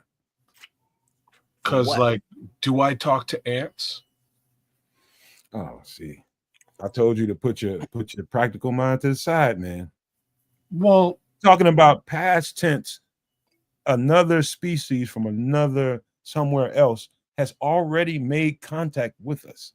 And we're asking about what's some of the questions you would want to ask to that species that hasn't done anything but made contact with us vocally and physically. They haven't done anything. They just people want to know. And what would you ask them first? And I would say one of my first questions would be, hey, why do you want to make contact with us? It would just be like, what what do you want with us? Yeah. What up, though? Yeah. What up, though? Right? What's popping? What's cracking? What's the general modus operandi here? Because we are, if this is the conversation we're having, we're clearly at your mercy, right? Like it's literally that simple. Because like if something like this goes down, the odds of NASA, like the odds of Donald Trump not going full Space Force on their ass is pretty slim. You know what I mean? It's pretty slim. Right. So he's probably gonna go full Space Force, bust off a couple of caps, and after that, we have conversations, and those conversations are gonna also be like, please don't kill us. That's a good question. Unalive. All right, Well, so yeah, that was unalive. my first question, but I got 3 more I want to ask you guys. All right. Well, I would want to know I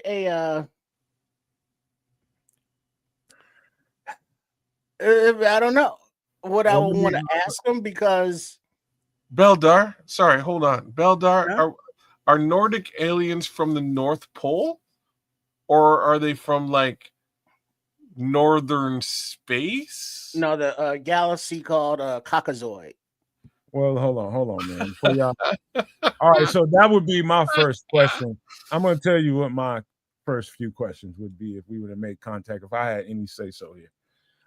My second one would be, what is your genetic makeup? That makes sense to you all?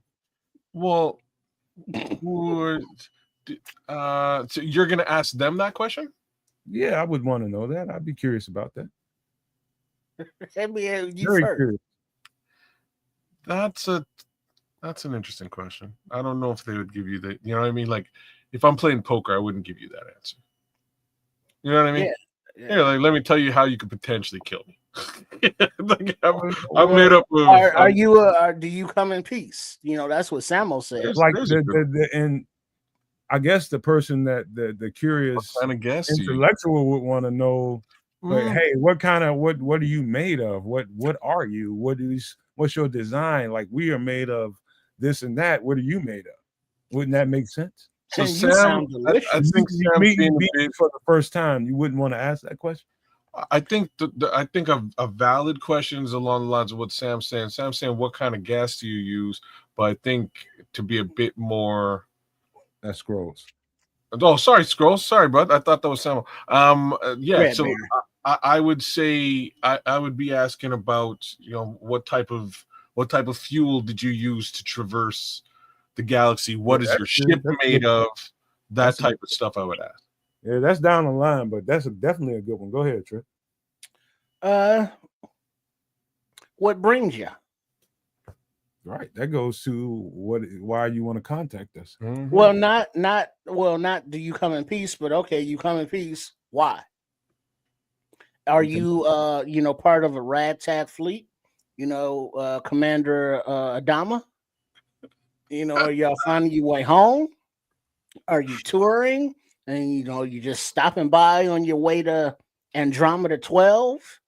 Did you need to re-up with some minerals or something? You wanted to say, hey, life in the galaxy exists. We just passing through. Why are you here? Because you came here specifically. Because this is been on the radar for a few months now. So they're coming here or in this general direction. And maybe they'll just stop on the way by.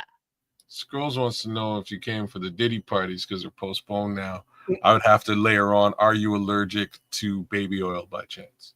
Oh, I'm sure the Diddy parties are going on. They're just, behind jail bars. Okay. The third thing, okay, let me tell you guys. The third thing that I would want to know, and this is just quick stuff that I thought of right before the show, is I would want to know how far they traveled to get here. I would want to know how far did you travel and how long did it take you to get here. I would want to know that. They might be vague on that one too. How many inhabited planets have you passed on your journeys? There's a good one. That's actually very good. But my worry is you got 7 possible vessels, if not more.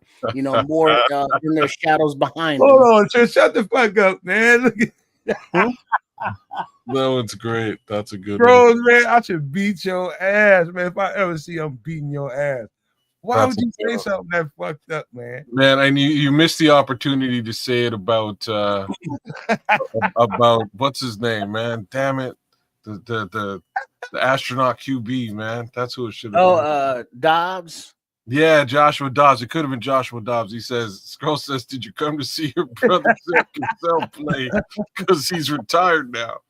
And I would have said similar things about Joshua Dobbs. But that's fucked up, man. Scrolls, if your mind would even go there, that's fucked up. But go on, carry on, man. So I would want to know about the travel, how long it took him to get here. That's the whole thing, man. I'm going to watch that, Beldar, just so you know. I'm gonna watch it, just because you said so. I'm watching that. He's gonna get himself prepared for his probing. Line up. Come on, man. So with the question, let me repeat the question since you want to be an asshole. I would ask him how long. Wouldn't you be curious about that? How long it took him to travel here? So yeah. Well, first of all, you gotta kind of lead me into the next question, Trisha. Well, no, but that's a very you speak English real good kind of question. How long? Well, what do you mean how long? How many days? How many hours? How many minutes? Do they count time the same way we count time?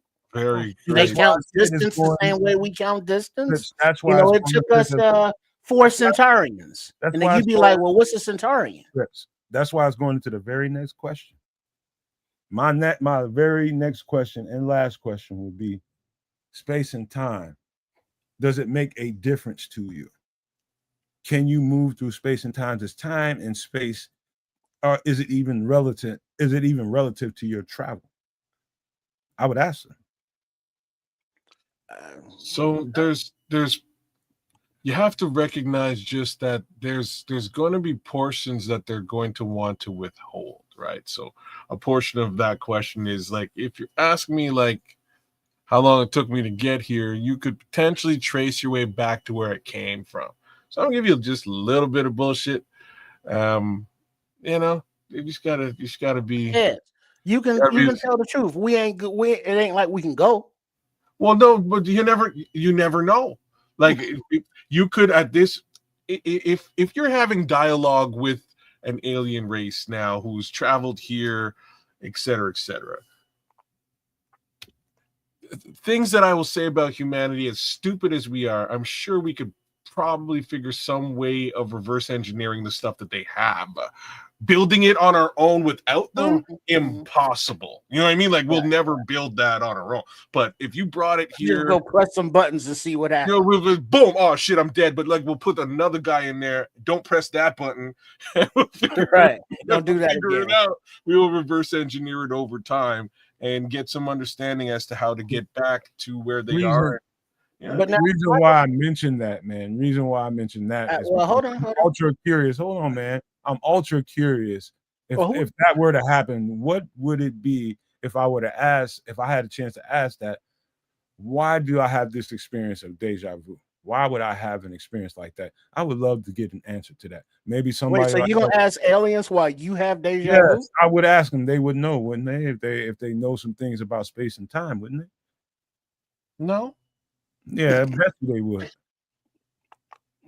No, they don't necessarily know that. You ask, you know what I mean? You're asking a guy who just jumped on a plane. Who said it's a guy? Okay, it's a girl.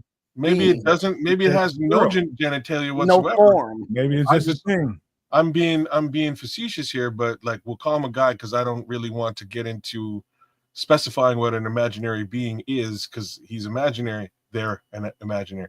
In any event, like you're asking a very, very pointed question that I don't think they have an answer to. They may not have any understanding. You can ask, but you don't know. You know. But follow me. This is why you ask questions. But follow me. You don't think so. They may not have any level of experience with anything like deja vu. What if they did? Then you've asked the greatest question in the world. Okay, then. You know what I mean? But I'm just saying there's there's a high possibility that they would not. It's a in high their- possibility that they did too. Well, but now there's that realm that it's not just me being negative, but that believe aliens have been here before. Mhm. And that they're coming back to say hey, to visit, or to harvest. You know, whatever the case may be, they already got the coordinates. There is nothing that we have as far as planetary defenses, Space Force or not, that can match a technology, you know, that is able to, you know, travel, you know, with multiple vessels from way over there to back over here and again and again. You know, we got nothing for 'em.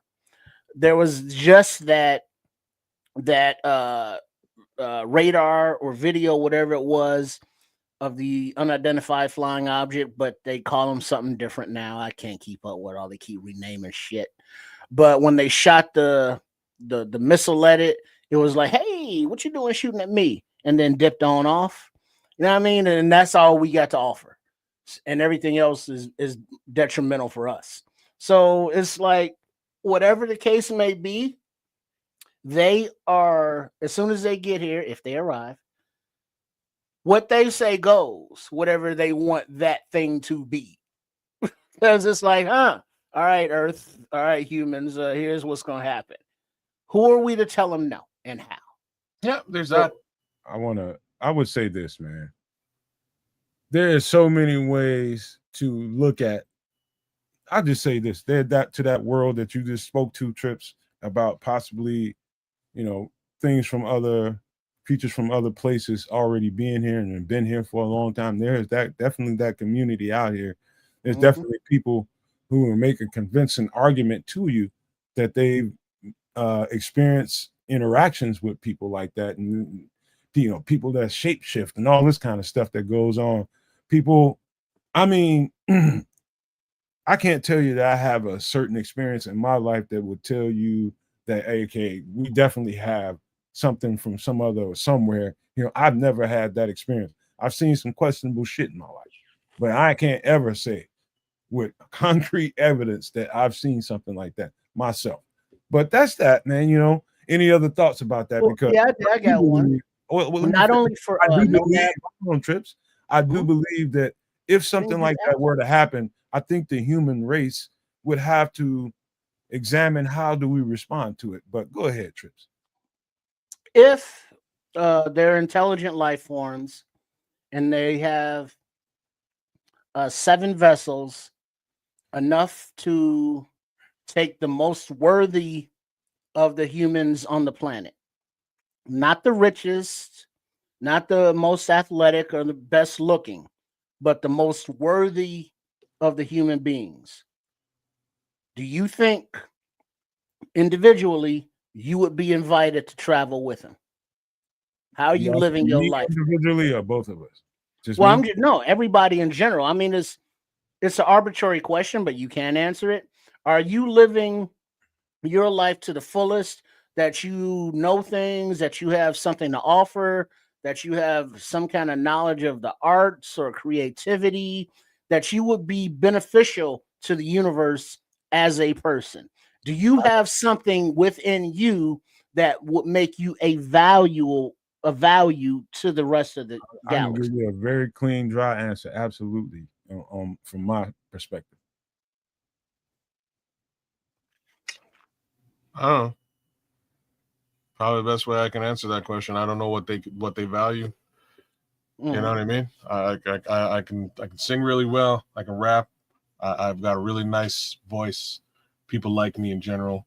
You know what I mean? Maybe they will too. But I have this huge issue with this whole and Scrolls kind of nailed it a little bit earlier.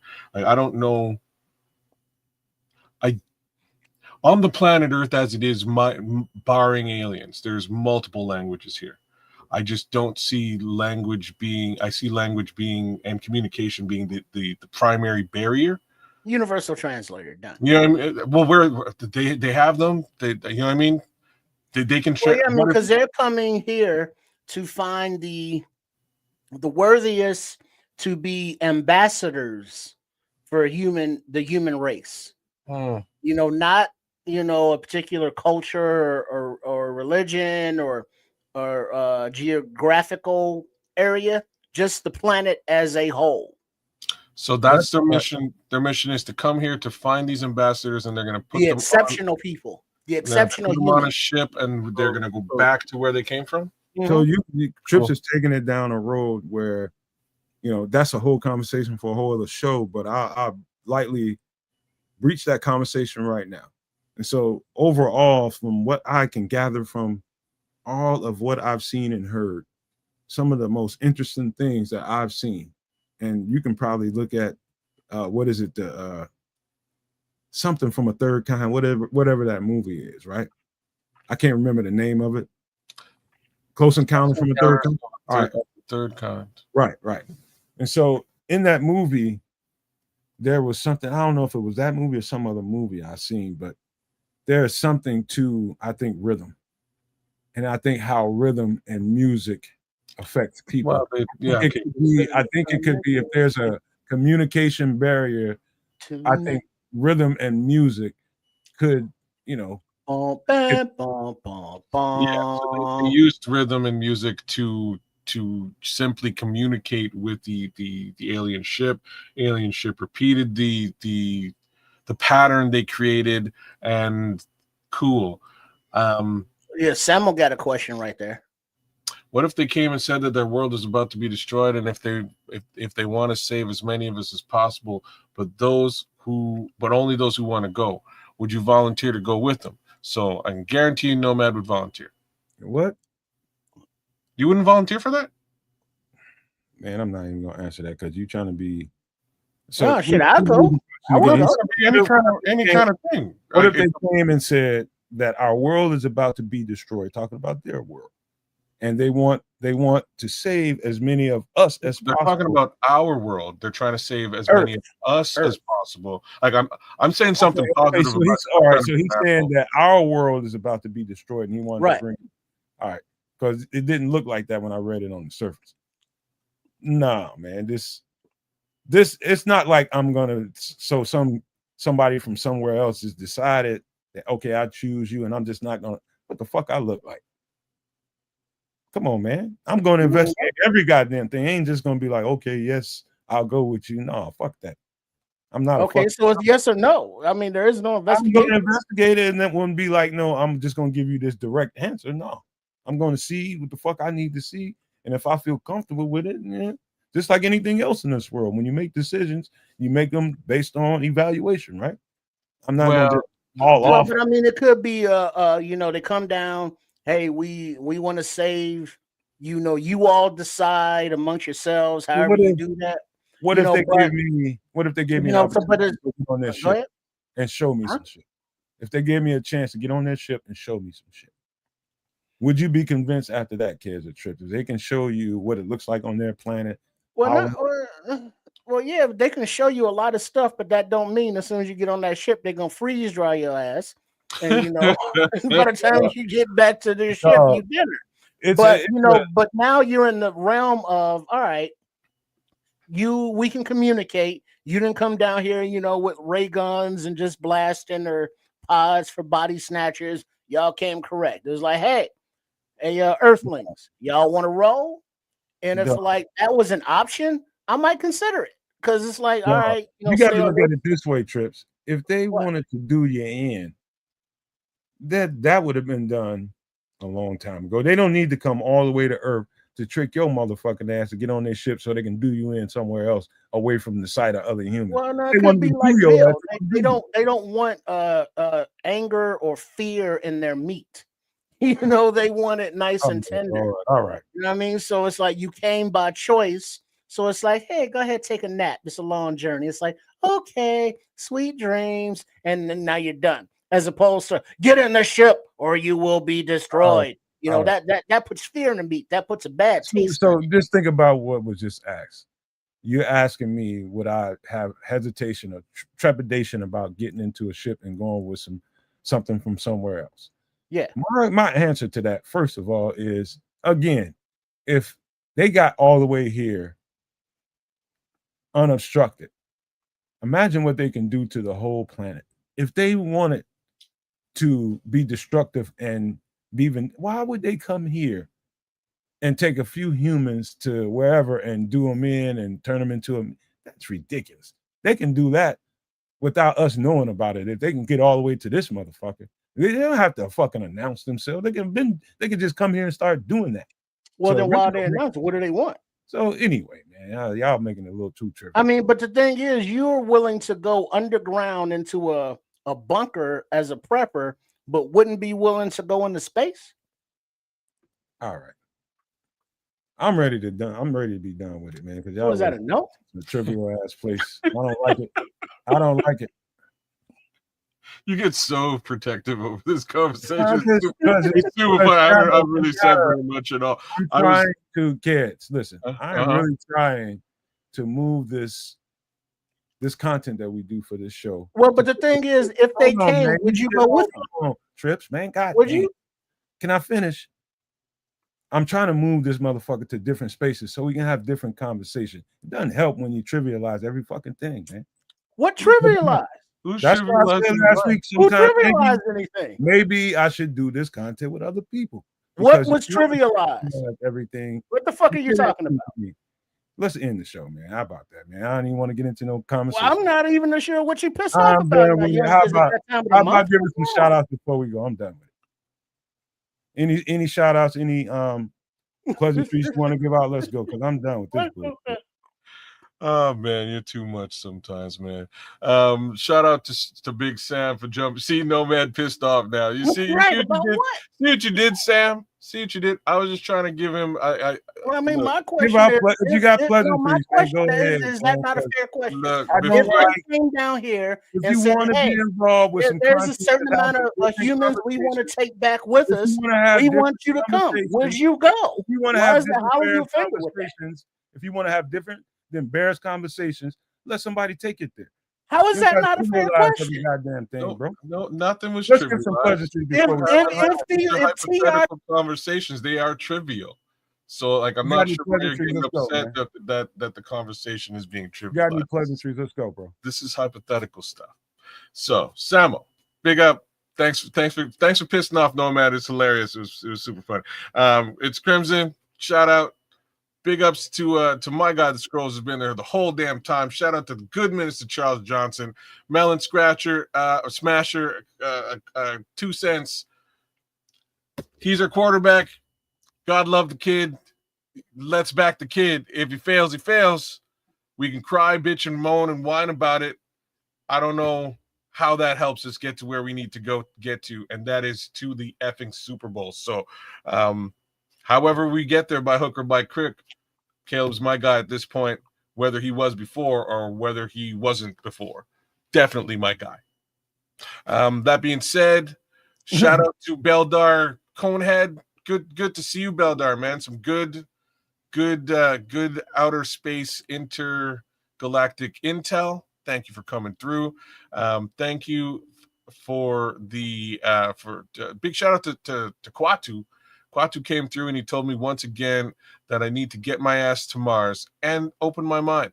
It is an important message that we should all adhere to and potentially follow. AC Adam was with us tonight. King Booker World was with us tonight. Mr. Mayhem was with us tonight.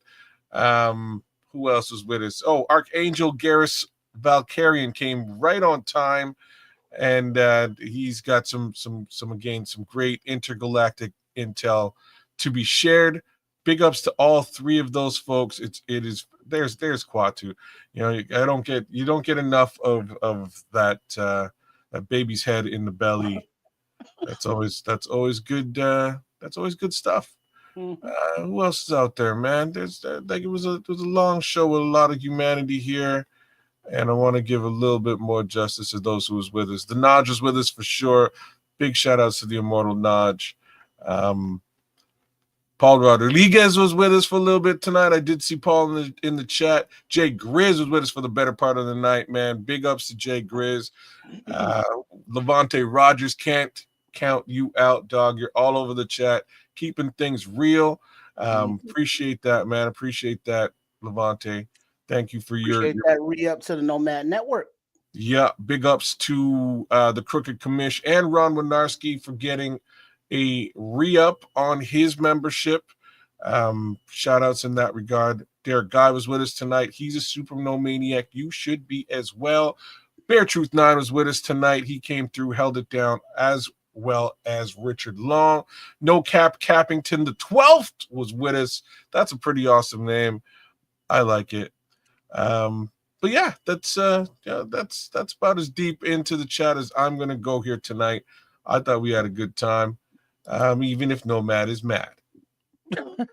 Yeah, I don't know. Yeah, I would go. You know, if I got an invitation, you know, it's like, you know, you what is it, the expression or the saying that you're not supposed to say no to some things like that. You're supposed to say yes for new opportunities and experiences and all that stuff. The opportunity to go to the not the great beyond, but space, you know, the final frontier, all of that. Yeah, that sounds exciting. I would do the voyages of the Starship Enterprise. Yeah, you know, something like that. But big up to everybody that tuned in and joined in the conversations as they travel topic to topic. Make sure that you are signed up for the Superflex for you fantasy football fanatics with the Cares of Canuck. That's the channel here on the YouTube.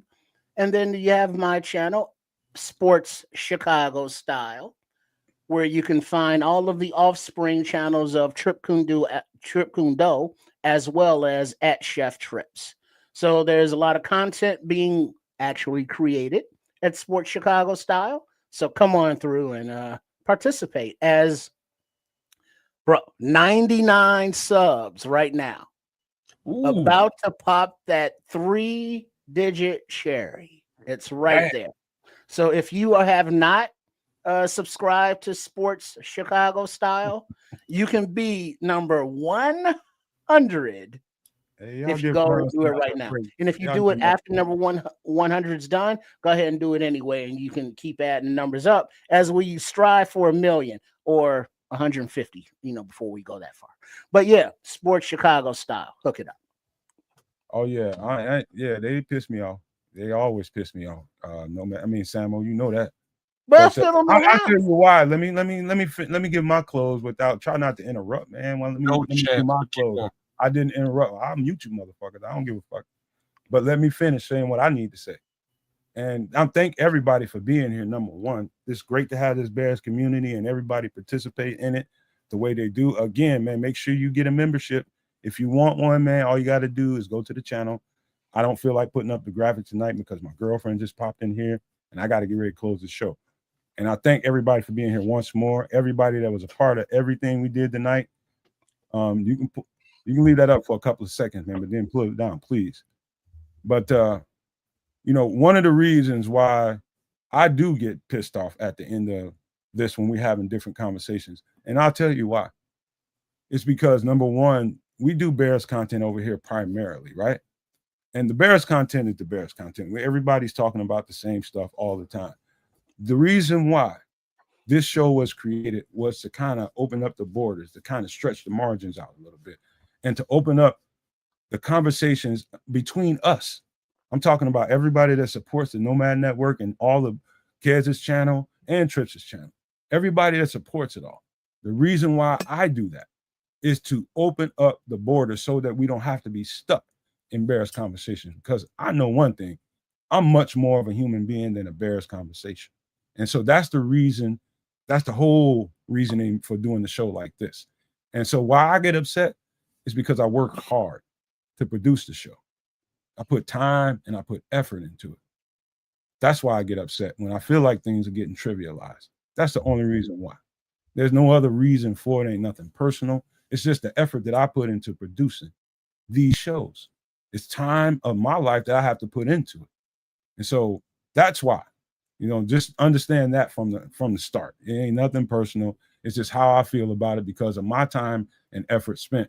Nobody wants to have their work trivialized. And so that's why I feel the way I felt. But I thank you all for being here.